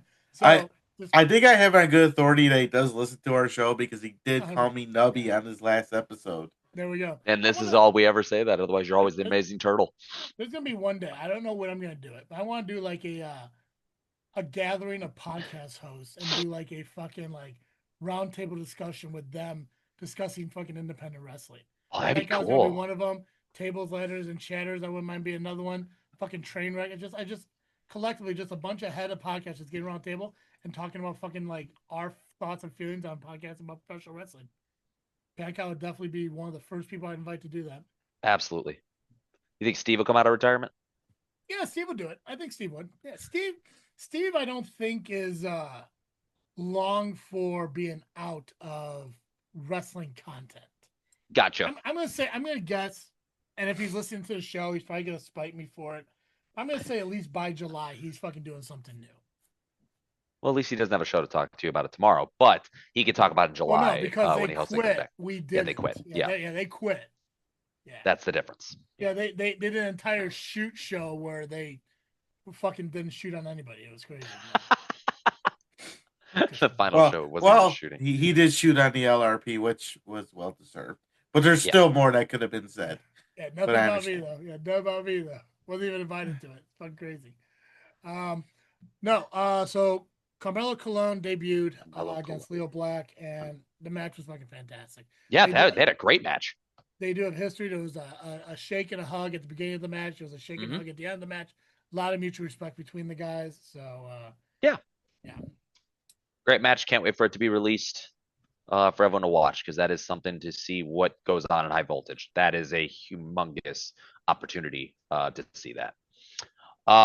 Match number 3 was another SCW debut as Shane McClain defeats Jimmy Gage. Another typo.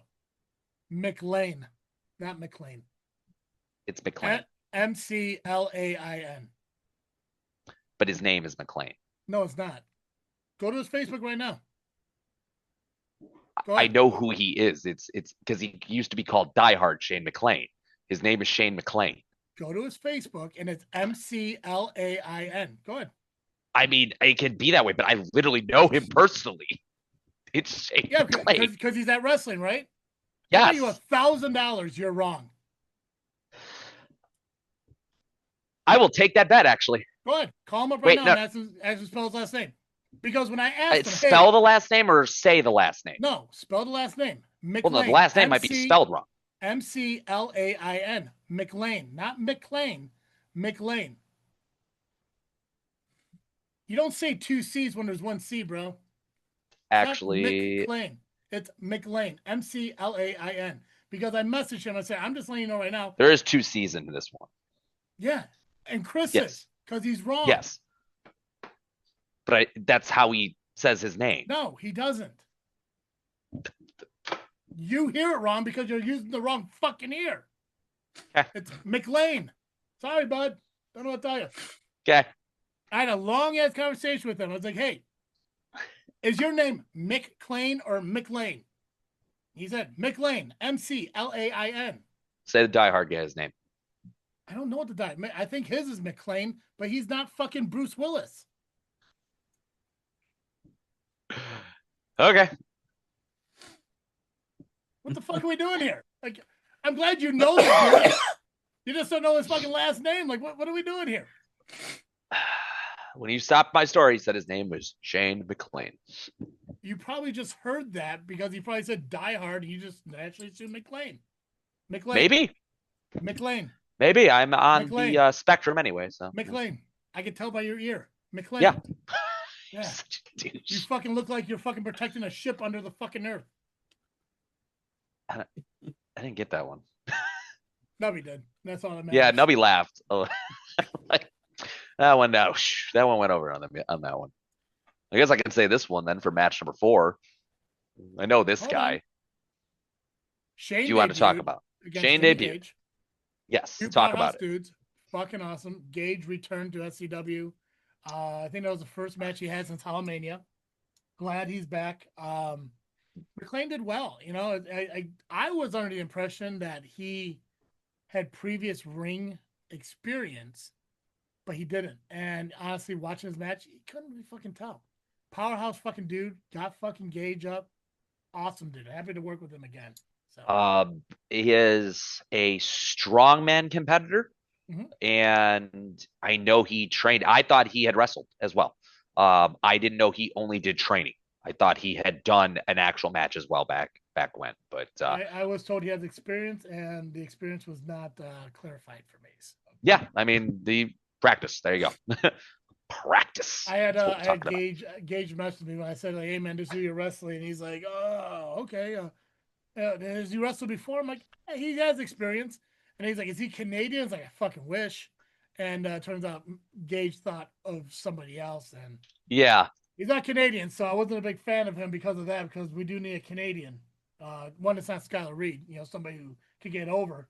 But you know, Shane did well not being Canadian. So should I tell him he should try to be Canadian? She might as well just be Canadian. Hey, I need you to be Canadian. It's gonna work better. Yeah, Everyone's go in asking. there, call him the wrong last name, and Yeah. then tell me he should be Canadian. I will, and then be Canadian because maybe it'll make more sense than if he's Canadian. Yeah. What's that all about? What's that all about? Right, yeah. And then tell him to pass out pizza because apparently that's the only way you can get over, according to Canadian logic. I mean, I love pizza, but yeah, you're right. Canadians. Oh yeah. Oh Jesus. We had a return to high voltage for the first time in a while, as the Kingpin Warren C. Freiberg faced Donovan Lowe, and he picked up the victory. I don't even give a damn to talk Freiberg. He is who he is. He's a scumbag lawyer, and yeah, no. Saw that too, Travis, right? You saw What that? happened? Oh, it did freeze? It froze. Yeah, Yeah. I'm having some weird unstable internet connection. Too many people on tonight. Yeah. Freiberg wanted to come back and wrestle on high voltage, and I was like, you know what? It's better than not arguing about it. Faced Donovan, and it was a good match. I mean, Donovan's always willing to go out there and perform, and unfortunately, you know, he just, oddly enough, succumbed to fucking cheating, because that's what Freiberg does. And Freiberg did win, but doesn't take away anything from Donovan. Donovan would have beat him if he just would have been clean about it, but whatever. Yeah, I mean, it was a valiant effort. There's size differential there tremendously, but didn't really stop Donovan. Like he had some really good moveset. Yep. Scouted him well. Very good job. So that was it for high voltage, because the high voltage champion did not defend the title this month, and did not defend it on the main show. We'll go over him in a little while on what he did, because I'm still trying to wrap my head around that. That whole scenario. So that was a little funny. Yeah, a little bit. But we did open Arctic Takedown with the Midwest Express, Style and Shane and Jay Scott defeating the Calabunga crew. We got pinned, Nubby. Yeah. What happened on that one? We got pinned, Nubby. Oh. Was it the boat? Was it the anchor? Who's the anchor and who's the boat? I don't know. Who got pinned, Nubby? The boat or the anchor? I feel like that's not asking too much. Jesus. They're going to see it on tape. Well, then you can go watch it then. I mean, if you were there, you know what happened. You can watch it when it comes out on YouTube. What more can I say? That you lost. There you go. It sucks. Well, to kind of go back to my previous question, Nubby Danger, Danger and Anchor. Danger holding you down. What if Danger's the ship? Nubby, is Danger the ship? Are you the anchor? Are you the anchor, Nubby? The guy who threw you over the top rope at a battle royal and watched your buddy get beaten down in a match? He wants to know, are you the anchor? How about the fact that I was pulling out some wrestling moves? Wrestling. I did some headlock takeovers. I haven't done those in 8 years. Technical wrestling, huh? I'm impressed. Speaking of pulling out, I heard that you were going to be in an 8-man tag at Rocket Pro Wrestling up Cupid's Carnage, and you're not in it anymore. Why? Aren't you a tag team? Yeah, your tag team partner's in it. Wait, he's in the tag team match. Sean Danger's in the match. Yeah, Nubby was in it too. I found out on Facebook. I was just as surprised as anybody. I mean, luckily Maximus Orion was there to clear the air and tell me that Nubby has to be pulled from the match. Why?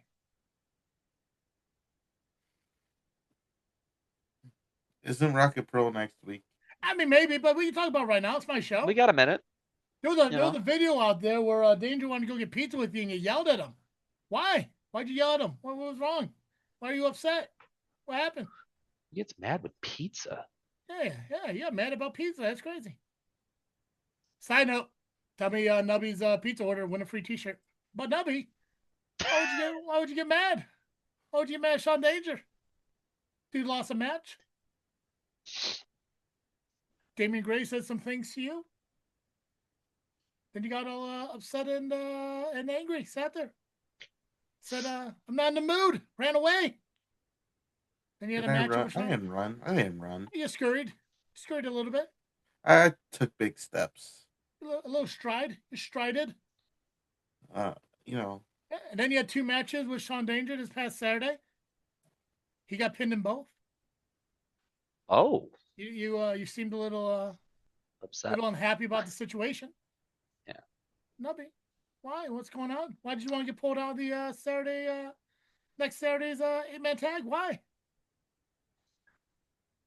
What's going on, Nubby? You got a problem with the pizza and beer? Is there a little issue? Got a little acre problem? There's some barnacle buildup. What's going on, buddy? You are right. Next week is Rocket Pro Wrestling, and we'll talk about it then. Maybe I'll get fucking Sean on or something. We could fucking talk about it. Some healing done. Do some healing shit. Healing. Yeah. Healing. Healing. Yeah. Healing. Right? Together. We get Pizza you and 2 beer. cherubs together who are shooting each other in the dick with your fucking arrows. We got to figure it out. You know, I looked at the shirt, and it's not. The arrows are not shooting at the dick. I mean, it's not super blatant, but it's obvious. They're directly at the tummy. Crotchal region. You are shooting each other in the penises. 100%. If That you is look how at all of us are going to take it. look, if you look at the arrows, they're shaped don't like pizza slices, and they're going right for the tummy. Awesome. Cool. So And those that's pizza so- slices are going to be hitting you guys in the penis slices, and that's fine. Penis. At least there's a hole there, I guess. There we go. Stomach. There's a belly button too. It goes nowhere. It's sealed. Not mine. Mine's fat. And... We got to talk. We can talk about that fucking later. Next What? match. Another El Dorado is back again, and he gets the victory. I'm What? sorry. I did want to say one more thing. Oh, I go ahead. want to give some props to fucking Nubby. Regardless of your issues with Danger, whatever the fuck those may be or may not be, whatever. The fact that Dysfunction was supposed to be facing the Midwest Express, were unable to make it, and SCW decided to replace them with you guys, that should give you some credibility on how much SCW considers you guys as a tag team. Because they could have picked fucking anybody. But they There was chose- other tag teams. Yeah. They chose the Cowabunga crew. So, and Exactly. it wasn't even like me suggesting it. They did happen to say like, hey, just so you know, Cowabunga crew's gonna pull double duty on Saturday. I was like, they can fucking do it. No problem. Absolutely. So, yeah. Yeah. I like I don't regret it. Like, from pull back the curtain a little bit. It was a good experience. Been a while the way things worked out, if you will. I learned a little bit more, and actually, Mr. Sean did learn a lot. Because it's not his environment, if you will. The way the match went. If you understand, if you know, you know. He got a little taste of how wrestling works. Yeah. Pull back the curtain. Pull back the curtain. Bring that curtain back. Yeah, just close it back up for now. We did enough pulling back the curtain. I'm back to staying silent on the issue. Okay. Till next week. I'll say till next week, then we got to talk about it. And you're gonna have to break down. All right. If you want me to say something, I'll say something next week. We're gonna hold you to that. Just so you're aware. You can't mute yourself. We're gonna find a way to disable that. All right. So those that are listening right now to this segment, who haven't turned it off by now, or watching it on YouTube because you're subscribed to watching it. Yeah. On next week's, we know when we have the post, right? Mm-hmm. Comment in the post itself and say Turtle must talk. And then I'll talk about the situation. Turtle must talk. Turtle must talk. Okay. You cut out in the middle there and I was like, what? Okay. Yeah, turtle talk. Must talk. Yeah. Turtle talk. Talky turtle. Yeah. We'll put an anchor emoji in there. Anyways, we'll get some shit from Nubby next week. Apex, next match. Next match was El Dorado returning back into the ring again. This is his second match since returning to professional wrestling. And he won via disqualification against Trog the War Beast. They got like a little feud going. Trog wasn't happy about his loss last month. He didn't want to have a rematch on High Voltage, which I was fine with. I had a book card. Yeah. You want that main roster spot. You got it. Mm-hmm. And then I'm going to say that Trog took the best of his opportunity because I think he was more focused on beating down El Dorado than he was beating El Dorado. So I think he got the best out of it. But I'm a huge fan of powerhouse dudes, wrestling powerhouse dudes. So love the match. So hopefully it kind of slaps some sense in El Dorado. Realize he doesn't have to come out and just fun and game, dance around bullshit all the time. So. Agreed. Match 3, we saw Merjuice Michael Morris, who's been on a bit of a roll, defeat always and forever James Creed. Sorry, hang on. James Creed. Sorry, that was a little tough to get out there. There was a bit of shenanigans in this one as up until the start of this match, Creed has been bitching and complaining. I mean, it's normal Creed shit. But he's been complaining about Mulligan being around. Mulligan's retired. Okay, I don't seem to understand. But he bitches and complains about Mulligan in his matches, but he keeps bringing him to the damn arena to do some work. That's true. That is true. What are we doing? Why are you not asking him to be barred? No, you want to bring him there because you're trying to make a point that you're better than him and stuff, and it's not working at all. So Creed can't bar Mulligan from the arena because Mulligan is signed to SCW as a backstage producer for the company. So he has to be there, as Flat Top said in Mulligan's video that he shared, that he has to be there, but in what capacity is determined by Flat Top. The question shouldn't be, why does Creed keep having Mulligan there? The question is, why does Flat Top keep allowing Creed to dictate what Mulligan does? That is actually a better question. You're right, because Mulligan is signed to SCW, but this time he made him a janitor. And honestly, Mulligan was doing his job.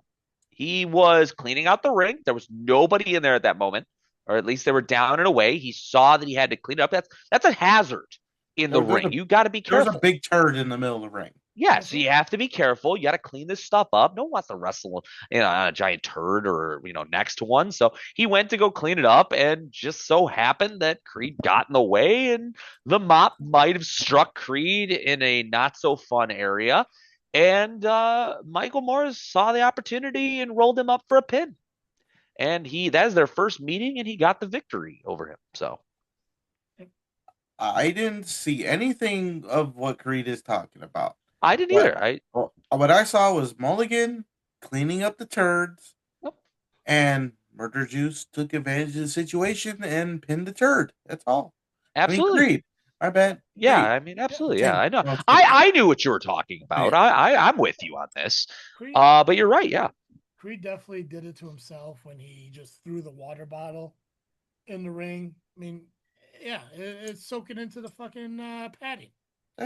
Hazard safety. Yeah, that's slick. That's gonna leak through the padding. That's going to hit the wood. It's gonna warp the fucking boards. Yeah, I mean, that was a new canvas too, so we can't ruin it. You know what? We're inflation right now, and boards are really expensive. Wood is expensive. Yeah. So I saw nothing wrong there. Oh, speaking of turds, Mrs. Creed, don't flip me off ever again. She can flip me off all she wants. I don't care. She can call me a piece of shit. I'll be fine with it. Just because I wouldn't want to slap your hand. You're such an interesting man. You're kind of dirty. Listen, I don't want no. She is everything I want in life. Fucking everything. She was until she married Creed. That's fine. She could key my car. I won't give a fuck. I mean, that did show a lower IQ, but I mean, she seemed like a very smart woman, and she is Hispanic, and we've all talked that Travis is big into Hispanic women. Right? I mean, so am I. I married the whitest woman possible. We saw her pop up earlier, but I mean, that was always my preference. So yeah, but that could also be the fucking ghost of Christmas Past by the fucking hat she was wearing. We don't know.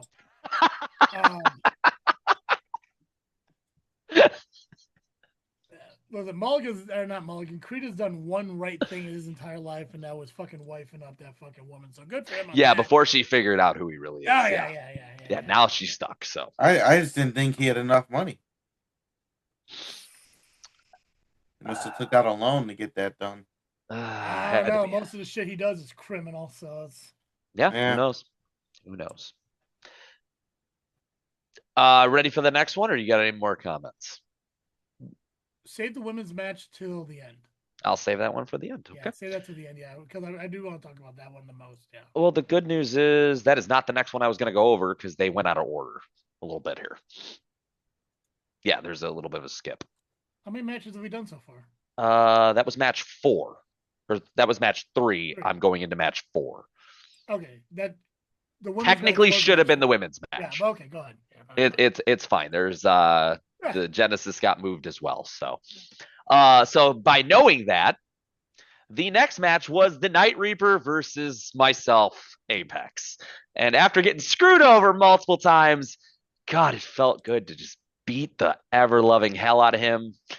And then I didn't for a minute, and he got some one-ups. I mean, he's not a great wrestler, but he is definitely a dirty fighter. Gouged my eyes, did everything he could. He literally kicked me in the surgical spot of my spine. So most don't really do that. They mess up my back. But yeah, he aimed for the direct spot. He's smart. He studied very well. He knew. Oh God, he knew what he was doing on that. He's very very systematical.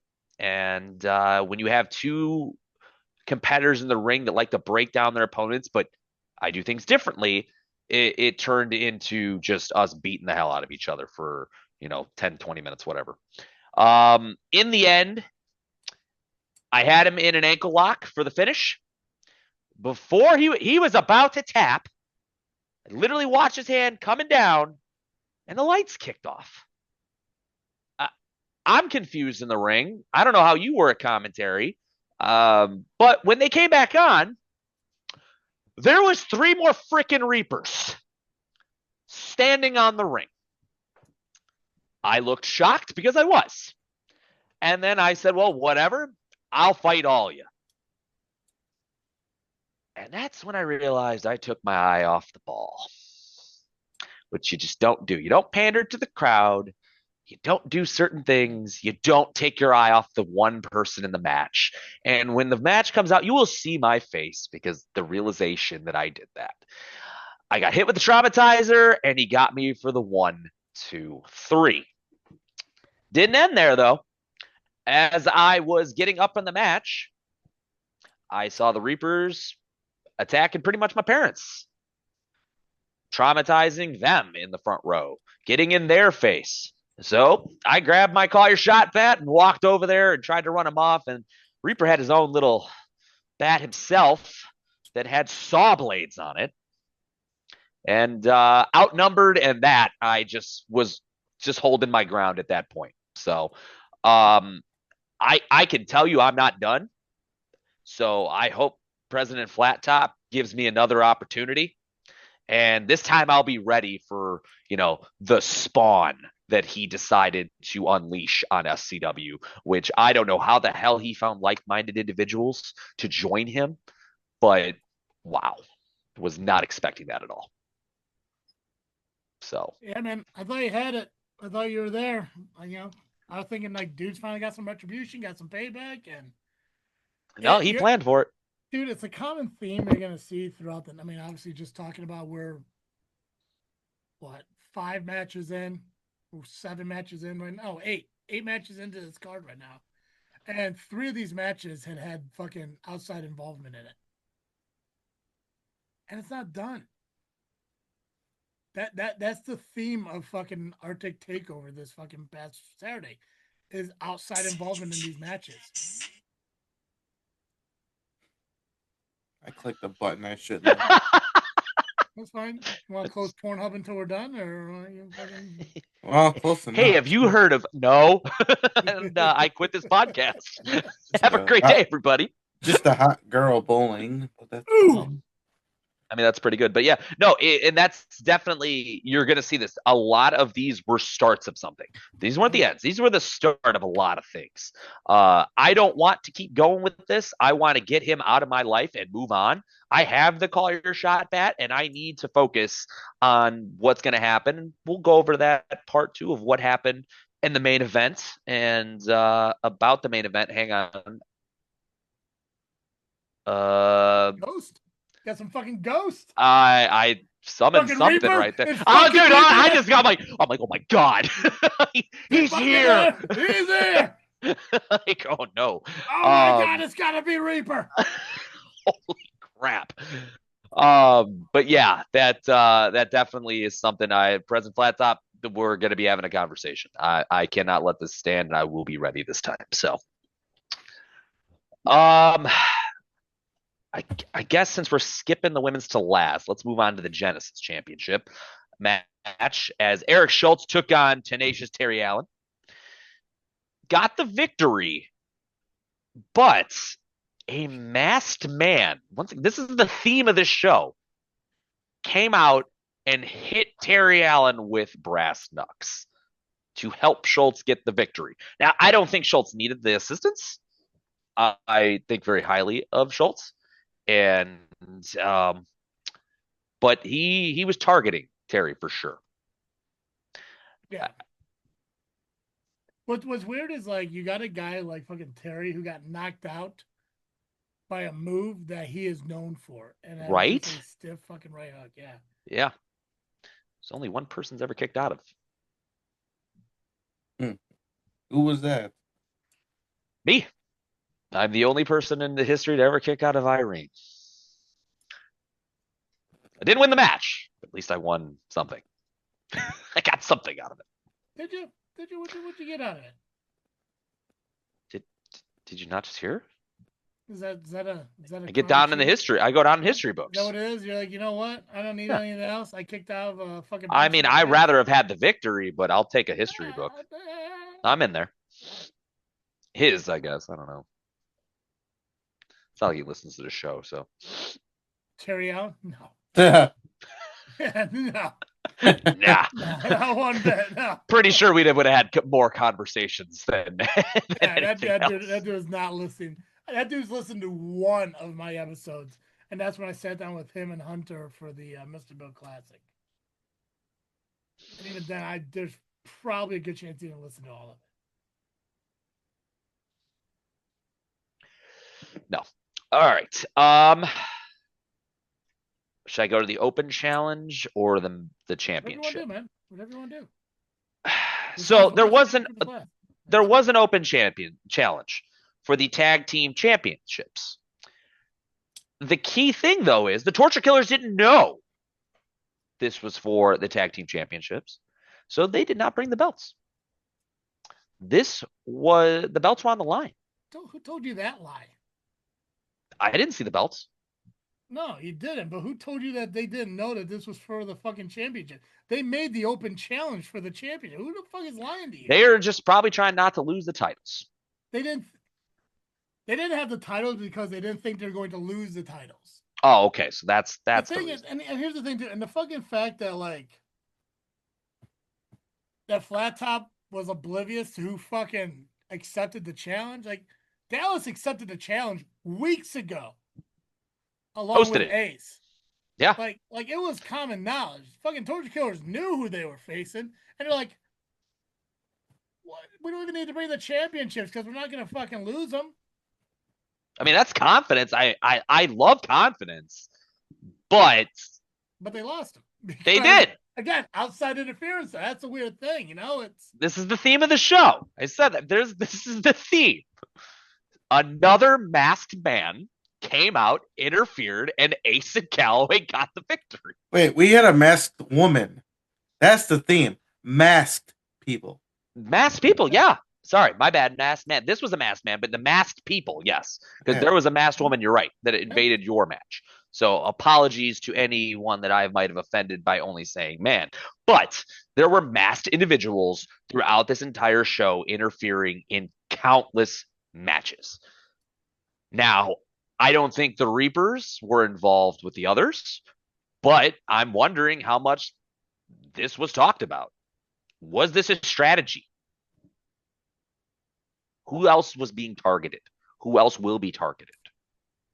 Well, we know for at least a fact that the woman who interfered in Nubby's match was doing it on behalf of the JROTC. I don't think it was a direct attack on Nubby and Nubby and Danger, like specifically. I think whoever was to face the JROTC would have been the victims of that attack. Mm-hmm.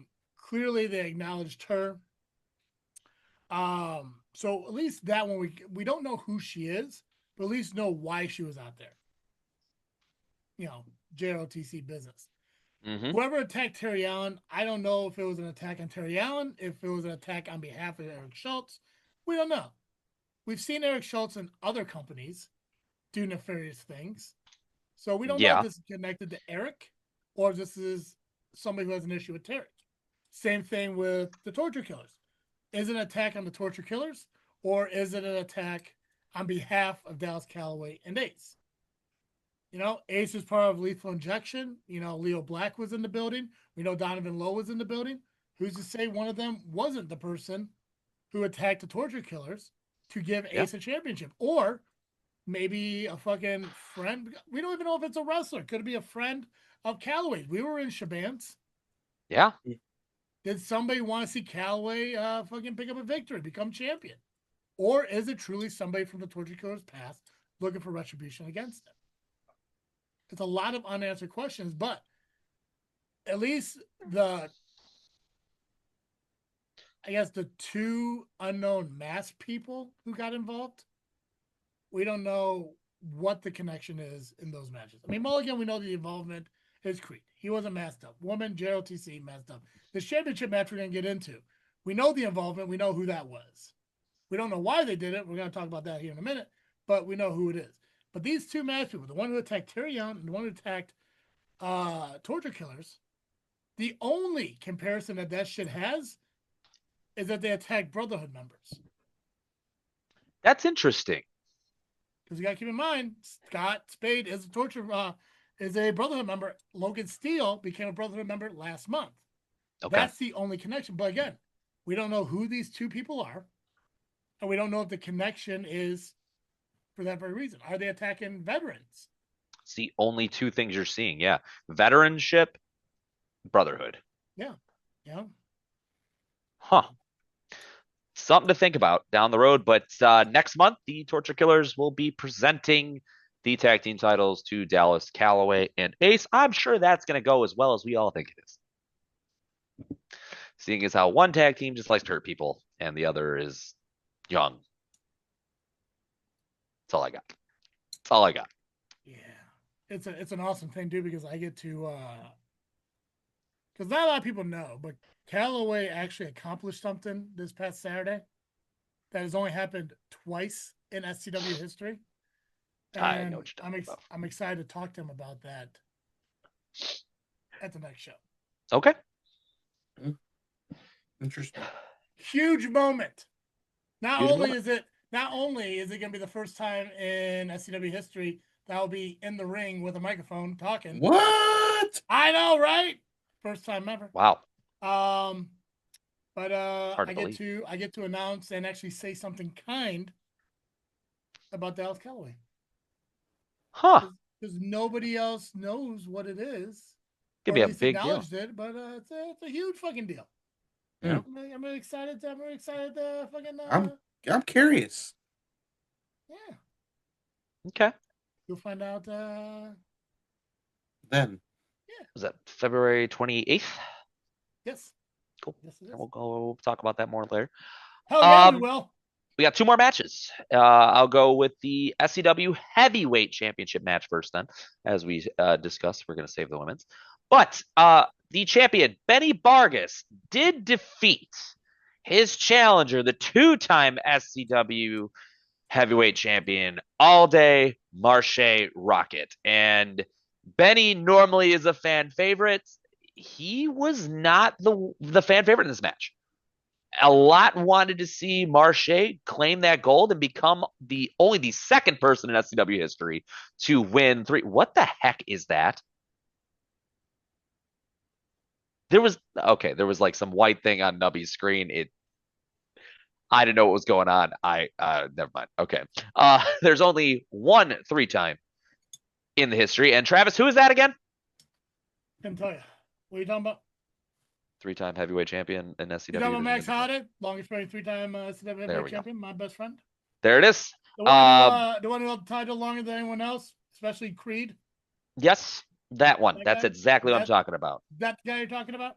Yeah, so Benny did prevent him from achieving that which only Max Holiday has achieved, and that's becoming a 3-time SCW heavyweight champion. Could that still happen down the road in the future? Maybe. Maybe Max Holiday comes back and wins it a 4th time. We don't know. It can always happen at SCW. I did take a special interest in this one, and I have wrestled Benny Vargas, so I was out at commentary for this match, keeping an eye on things and seeing what happens, because to be honest, I have not seen Marche Rocket wrestle up close enough. So I needed to kind of see what would happen if he won the match.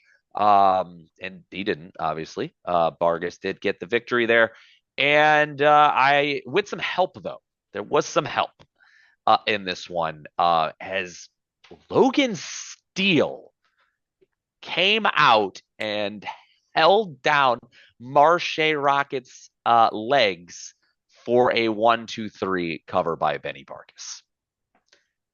I didn't know there was anything going on there, so it was a little bit of a surprise. And then, I went down to the ring afterward, and I gave Benny a big thumbs up that I was proud of him. I think he was a little scared that I was about to cash in. But you're proud that he needed help beating Marche Rocket? Oh, I was just, he kept his title. So I guess at any point, sure, why not? But no, I was out there scouting. I plan on keeping an eye on all these belts going forward. Especially the women's. I mean, definitely got to look at the women's, and I'm going to announce who won this match, Travis, and then I'm going to let you break down, because I know how important this match was for you, as well then as how much you really like to talk about women's wrestling. It's not that I don't, but I know you have a passion for it. You didn't see it. You didn't see it as important. I did see it as important, but I know how you are with this, and I don't want to take away from your thunder of how big of the women's division is for you. But in the women's division, we had the current champion at the time, Crystal Carmichael, defending her title against a returning Seneca Sunshine. This is their 3rd meeting. First time was not a title match. Second time, Seneca thought she had the victory. This time, she clearly had the victory, and she is our new women's SCW champion. Travis, add to that, brother, because I know you were the one that originally brought Seneca into SCW.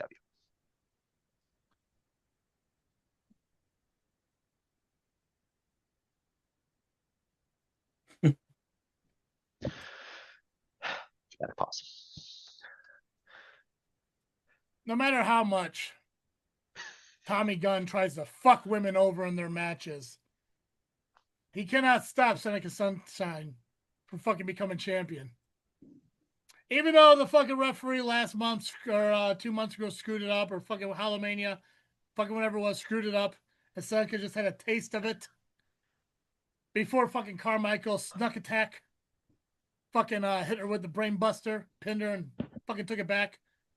Bullshit. Even though Tommy Gunn's out there saying like, oh, Carmichael's got her fucking shoulder up, when she didn't. Not once, but twice. Even though fucking Carmichael was thrashing Seneca in the corner, and Tommy Gunn's like, oh, let me wrap my arms around her and pull her away, which he didn't have to do, but he's a weirdo.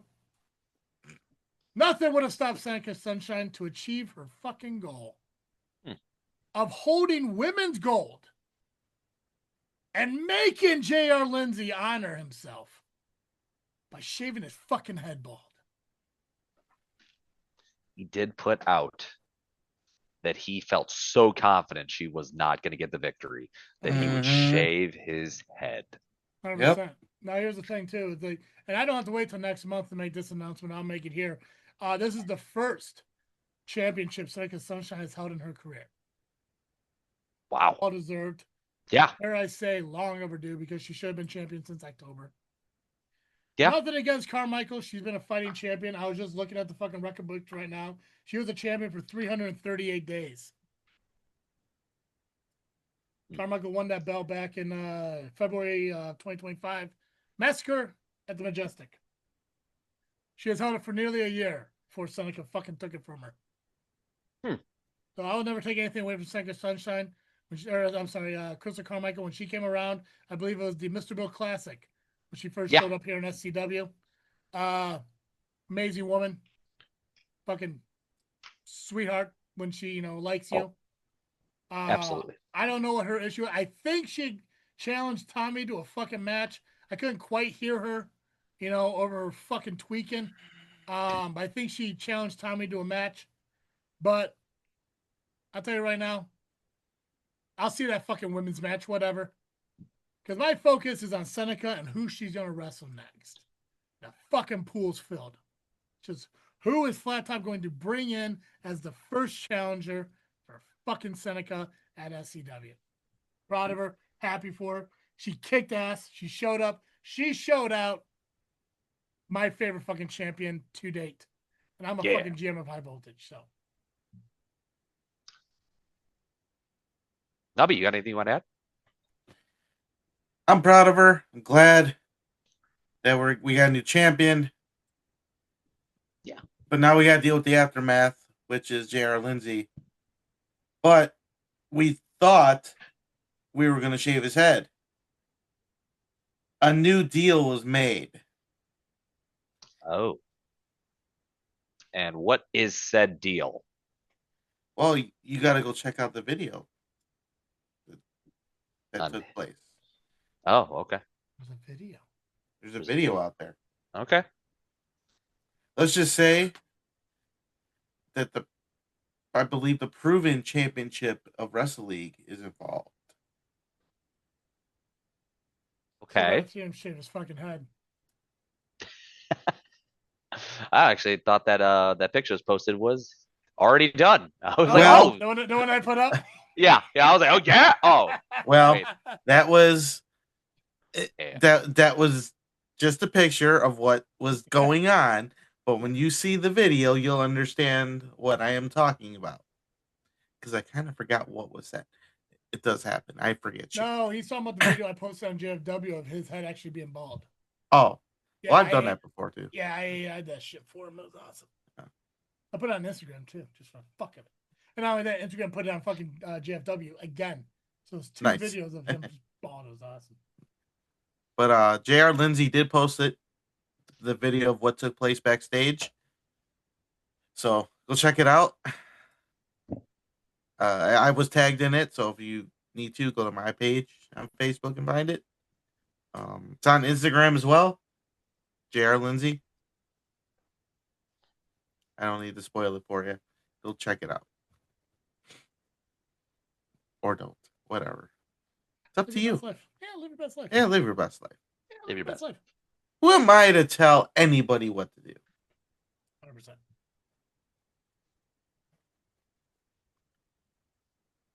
All right. So is that it, Apex? I know he's fucking looking at. That is the end. That is all we have for Arctic Takedown. SCW does return February 28th again at the Shaban Civic Center. Of course, we don't officially know the name of the show yet, so we'll leave that open for interpretation. But just stay tuned for matches to be announced as we go. Yep. Nubby, Superstar of the Week. Who you got? Superstar of the Week. Holy shit. So I'd probably be cheating if I said Seneca because she was my prediction. I'm saying Seneca, so you do what you want. Okay. Well, I'm going to let you have Seneca for this. I'm going to go with Eric Schultz. And that's because he brought the fight to Terry Allen. Yes, he did. And I think he gave Terry Allen a run for his money. So that's my pick. Eric Schultz showed up, showed out. I thought about Benny Vargas too, but I kind of want to go with Eric Schultz just because it's Terry Allen's kind of like I want to say hard to deal with, if you will. Yeah. So, and I don't mean that in an asshole-ish way. If you understand, you understand. Eric Schultz, wrestling him was kind of something different for him. Yeah. And he showed that he belongs in this business by keeping up with Terry Allen and and I think Terry Allen kind of met his match a little bit. I kind of want to see this again. I want to see a round 2. Same outcome because I don't want Eric Schultz to lose the belt. So. Yeah. What about you, Pex?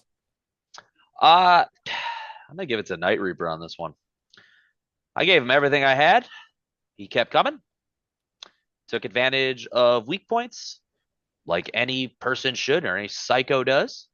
And even planned so far ahead to recruit little minions to make sure that I was outnumbered and shocked. Never saw it coming. Got to reward that a little bit here because that is strategy. So a little ahead on the thinking, the moves. What is it? I was playing checkers. He was playing chess. I respect it. Still going to kick his ass, but I respect it. I prefer checkers anyway. So I like the game better. Yeah. Chess is weird. Yes. I'm going to stick with Seneca on this one. She earns it, deserves it. So. Absolutely. No doubt. Cool. All right. So we'll cover what results we could get from IWA Ultimate Combat or Fab Wrestling for this upcoming week. Next Monday, we'll cover any information we get from Emerge. So, pause also next week. We'll mention them, but and Rocket Bro. It's Rocket Bro is next week. I know the weeks are going fast. Fucking January's already over at the end of this fucking week. That's crazy. Just started. Nubby, what's your final freaking thought? Danger of the Anchor? Kind of rhymed. Well, I guess we could call it maybe Danger. I don't know. Anchor? No. Oh. So he's on Anchor. I'm not talking about it. I said I'll talk about it next week. We were trying to get a sneak preview. But you bring up the word danger, and I don't know how much danger this is or brings, but Triple H is being shit on because of a hug. Oh my god. The Io Sky hug. Yeah. Yeah, fuck anyone who thinks that's more than what it is. It's a proud Yeah. dad right there, and that's like a Right. daughter. Exactly. And she hugs everybody like that. Everybody. I've seen it. Like, I've seen clips. It's Mhm. look, I get in a normal workplace, maybe it is bad, but wrestling isn't Wrestling's not normal. normal. Yeah. Yeah, you still gotta have morals and whatnot, even though in wrestling you don't because it's toxic. But come on, people. You're just shitting on Triple H just to shit on Triple H. If it was Shawn Michaels, you would not say a fucking word. Yeah, right. And he's a flirty man. Come on. He's still the heartbreak kid at heart. He still flirts around. What? Come on, people. What? Just called Triple H the Heartbreak Kid. No. Oh, Sean. Okay. You Talking really about need to pay Sean. attention. You really Okay. need to pay attention on the podcast. Pac-Man. I You missed the really- two names there. Like you the thing. really I was gotta like, pay what? attention on this podcast. Yeah. Yeah, no, and realistically, like if you want to really like deep dive into it, if there was anything going on between Io Sky and Triple H, you think he'd let that air on a fucking on Unreal? Right? You It's know, not it's like- content, not the one he Right? wants. He would have been like, "Hey, let's cut that out. I don't want to, let's cut it out." No, it's Right. the only thing that anyone should be alarmed about is the fact that that dude's got a heart problem, and she's fucking jumping up on him and shit like that, and Not supposed to be doing things. you know, it's like he's fucking that's gonna exert him and shit. You know, it's and, Mhm. and 9 times, maybe not 9 times out of 10. I don't know how often Stephanie's right there. Yeah. You know, it's like it. And I know fucking what I think Vince Russo was somebody who fucking Oh, mentioned it. fuck that guy. I You know, Oh, it's come on. don't no, care what he thinks. It's so pathetic, and the fact that it's so fucking pathetic. Vince Yeah. Russo is a fucking cuck. Hell yeah. And if okay, you know, fuck it. I'll have two. I don't give a fuck. Vince Russo is a piece of shit. 100%. If he thinks he's gonna take JCW to the next level, bro, no one's talking about it, bro. Come on, bro. Do better, bro. Jeez. I mean, yeah, okay, you got eyes on the product because you walked in the building. No one cares anymore. You know, and I'm proud of guys like Quinn who are doing their thing there. That's great. But Vince Russo is just there because he's bored now. He's got nothing to do with his life other than the podcast. Bitch and about he- wrestling. Yeah, bitch about. And the thing is, he thinks he's so good at coming up with stories, and he's better than.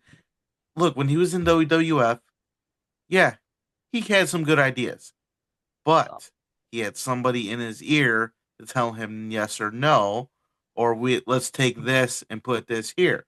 What happened in WCW? He ran it all, and it all sucked. Absolutely. Nothing good at all. As funny as seeing Buff Bagwell's mom on a forklift, it was still a bad idea. So, 2 words for you. Yeah, no. Fuck off. Fuck Oh, it. yeah. Yeah. That's my final freaking thoughts. Thoughts. Oh, those are good thoughts. Yeah. Fuck Russo. Yeah. No, Pex, what's your thought, man? This is one that goes to actual wrestlers in the ring. Don't leave moments. Fight back against your heels and study the wrestlers of old. So what I mean is there's too much dead time in between matches. I've been guilty of it myself, of just letting the heel kind of go off a little too long, not trying to fight back, not trying to make it look realistic into a fight. You got to have that spot. Austin went on a podcast recently saying it's not a dance. It's got to look like a fight. And I 100% agree with that. Go watch some of the older stuff. I'm huge into technical wrestling. I'm going further back than what we've seen now. AJ and Nakamura put on an amazing show this past Saturday. Two of my favorites currently going right now are those guys. but go back, study tape. Don't just do what you learn at a wrestling practice. Question, talk to your guys about that. Go back and watch some of this stuff and then incorporate that into your wrestling practice, which would then help your wrestling be better. And better in-ring work means you get better bookings, better opportunities, and just a better overall product. So that is my final freaking thought this week. What do you guys think? I think everyone should be educated on all parts of professional wrestling. I like the idea when people say you should get trained by more than just one person. Agree. Okay. Going to seminars, I think, is an important thing because different people will teach you different things. I don't think that you ever stop learning. Nope. And I think you need to do that. You know, watch a Hulk Hogan match and a Macho match, a Tito Santana match, and fucking jump into the fucking 90s and see Scott Hall when he was in the NW, you know, and fucking Scott Norton, even the small guys. Go fucking watch Glacier. See what Glacier fucking did. Fucking Alex Wright, dude, made a career in WCW, and he did fucking nothing but dance until he fucking changed his name to Berlin. Then he fucking just danced, but he was still the same fucking guy. He still was a good technical wrestler, even when he 100%. 100%. Go watch fucking some women's matches. Go watch tag matches. Go fucking see what managers are doing on the outside of the ring. Watch how fucking referees learn everything. Study the craft. Fucking study it all. Everything. And I can tell when people are not studying, especially when it comes to repping. I can tell. A lot of reps don't think you need to. By their attitudes and how they are in the business. We talk about Tommy. I wasn't going to mention his name, but fuck it. Fuck no. We're bringing that up. You bring him to the table. He needs to know. Study. Stop being a mark. Fucking learn to do this better. Have a little more respect for the business. That would be nice. Especially since he claims he loves it. Yeah. When he's not retiring from it. That's like every week, though. Yeah. Travis, what's your final freaking thought? I'm going to kind of incorporate you guys into it. And I know I said we're going to do our Royal Rumble predictions, but I don't want to fucking run this longer than it has to. So I'm going to ask you for one. So when we do our Royal Rumble predictions, you always get two choices for Royal Rumbles. Who you think is going to win and who your dark horse may win. So I want to get your women's dark horse winners. That's the only one I want. Dark horse. And keep in mind, dark horse is not like, oh, I'm going to pick Rhea and Liv Morgan. Now, a dark horse is somebody who may not be there at all, who's making a return, or maybe somebody who hasn't really popped in WWE but could fucking make an impact. You know, shit like that. So you can't double up on fucking top tier superstars hoping you'll win. That dark horse means an unlikely winner. So don't Pac-Man it. Exactly. Yeah. Dark horse is a dark horse because it's an unexpected win. So I just want to know who you guys think your female dark horse is going to be. Because this kind of rolls into what my freaking thing is. And I kind of talked about before we started recording. So you already know who I'm going to pick for it, but. Nubby, do you want to go first? Sure. See how close you and I am picking her because I know she'll probably be in it regardless. But I don't see her as an official winner. Okay. But there's that what if.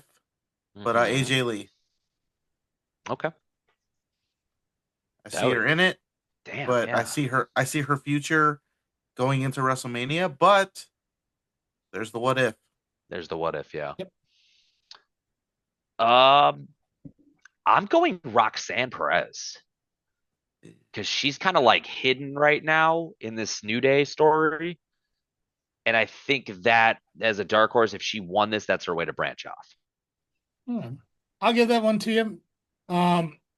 So for me, obviously, like I said, we talked about before the show and everything, and I really want it to be Paige. Yeah. Just hearing her interview she did with like CVV, the Bella Twins, Sonya Deville, just hearing the fact that like she is an absolute free agent.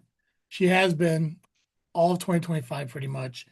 The fact that she wanted to take a little break from professional wrestling, the fact that she has talked about how she has never been in a Royal Rumble, she has never been in a specialties match, and how she wants to, like, she has no problem being in WWE. She wants to be Paige again, and she wants to do War Games. She wants to do Elimination Chamber. She wants these opportunities. And I told you guys, and I'm okay admitting it. Like, the fact that, like, I was listening to these podcasts, hearing her stories and shit. Hell, she was talking about that shit that happened like 2017, 2018 with the fucking leaks and all that stuff, living her fucking life, being honest and shit, talking about her book that she released, and I'm going to buy and read that so I can put it along with my Karrion Kross one. But the fact that I can listen to her fucking theme song, her Paige theme song from WWE, and I get a little choked up, a little teary eyed. Like, I fucking miss seeing this person in the ring in WWE. I watched her in AEW, but I'm not a fan of AEW, so I didn't enjoy it as much. And even she said that her run in AEW was lackluster because she was there. She phoned in because of the worriness about her neck and everything. And I'm fine with her being Saraya, but to me, she's always going to be Paige, and she's going to be the reason that women have what they have now. And she needs to be back in WWE, and she needs to be able to enjoy the shit that she created. And the fact that she can make an impact like that on me, I think says a lot about who she fucking is. So I hope she makes it back to fucking WWE, and I hope to God she gets into a Rumble, and I hope she fucking wins because I want to see her face Stephanie Vecchia at WrestleMania, because that would be a great match to see. Yeah. Stoned. So I don't know if you're like, there you go. Okay, now you're back. Cool. I'm gonna cut this off before you fucking freeze up again. Guys, got anything else wrestling related you want to talk about? No. Good. No. Saturday Night Main Event was last weekend. Nubby and I, we tied. So first pay-per-view of the year. You and I got the top points. Bex got 2. So actually no, it's 3-2-1 now because I don't know if this is Jay's doing it or not. So it's just 3-2-1. So no, me and Nubby got 3, you got 1. So hey, oh, he's frozen again. See? Tried. So okay. I'll take it. No, that's fine. Well, that's how it is. If there's a tie for first, there's no second. You get third. That's how shit works. Yeah, no, that makes sense. That's how we always done it. Yeah, that makes sense. Guys, I said it earlier in the show. I'm going to say it again. Make sure you subscribe to our YouTube channel. If you want to watch the podcast, you can do so over on YouTube. Just subscribe over there. It helps us so much when you do. If you're listening to the podcast on Spotify or on Apple, just make sure you subscribe there. Also, give us a rating or a review if you could. That helps out huge as well. That's all I got. Well, all right. I believe we can freeze. Ring the bell in this episode. Perfect. As always, I got unfrozen. And I am the Faction Slayer, Nubby, the Amazing Turtle, Cowabunga. And I am the top of the food chain, Apex. And thank you for listening to the episode of Just Freak Wrestling, the JFW Podcast.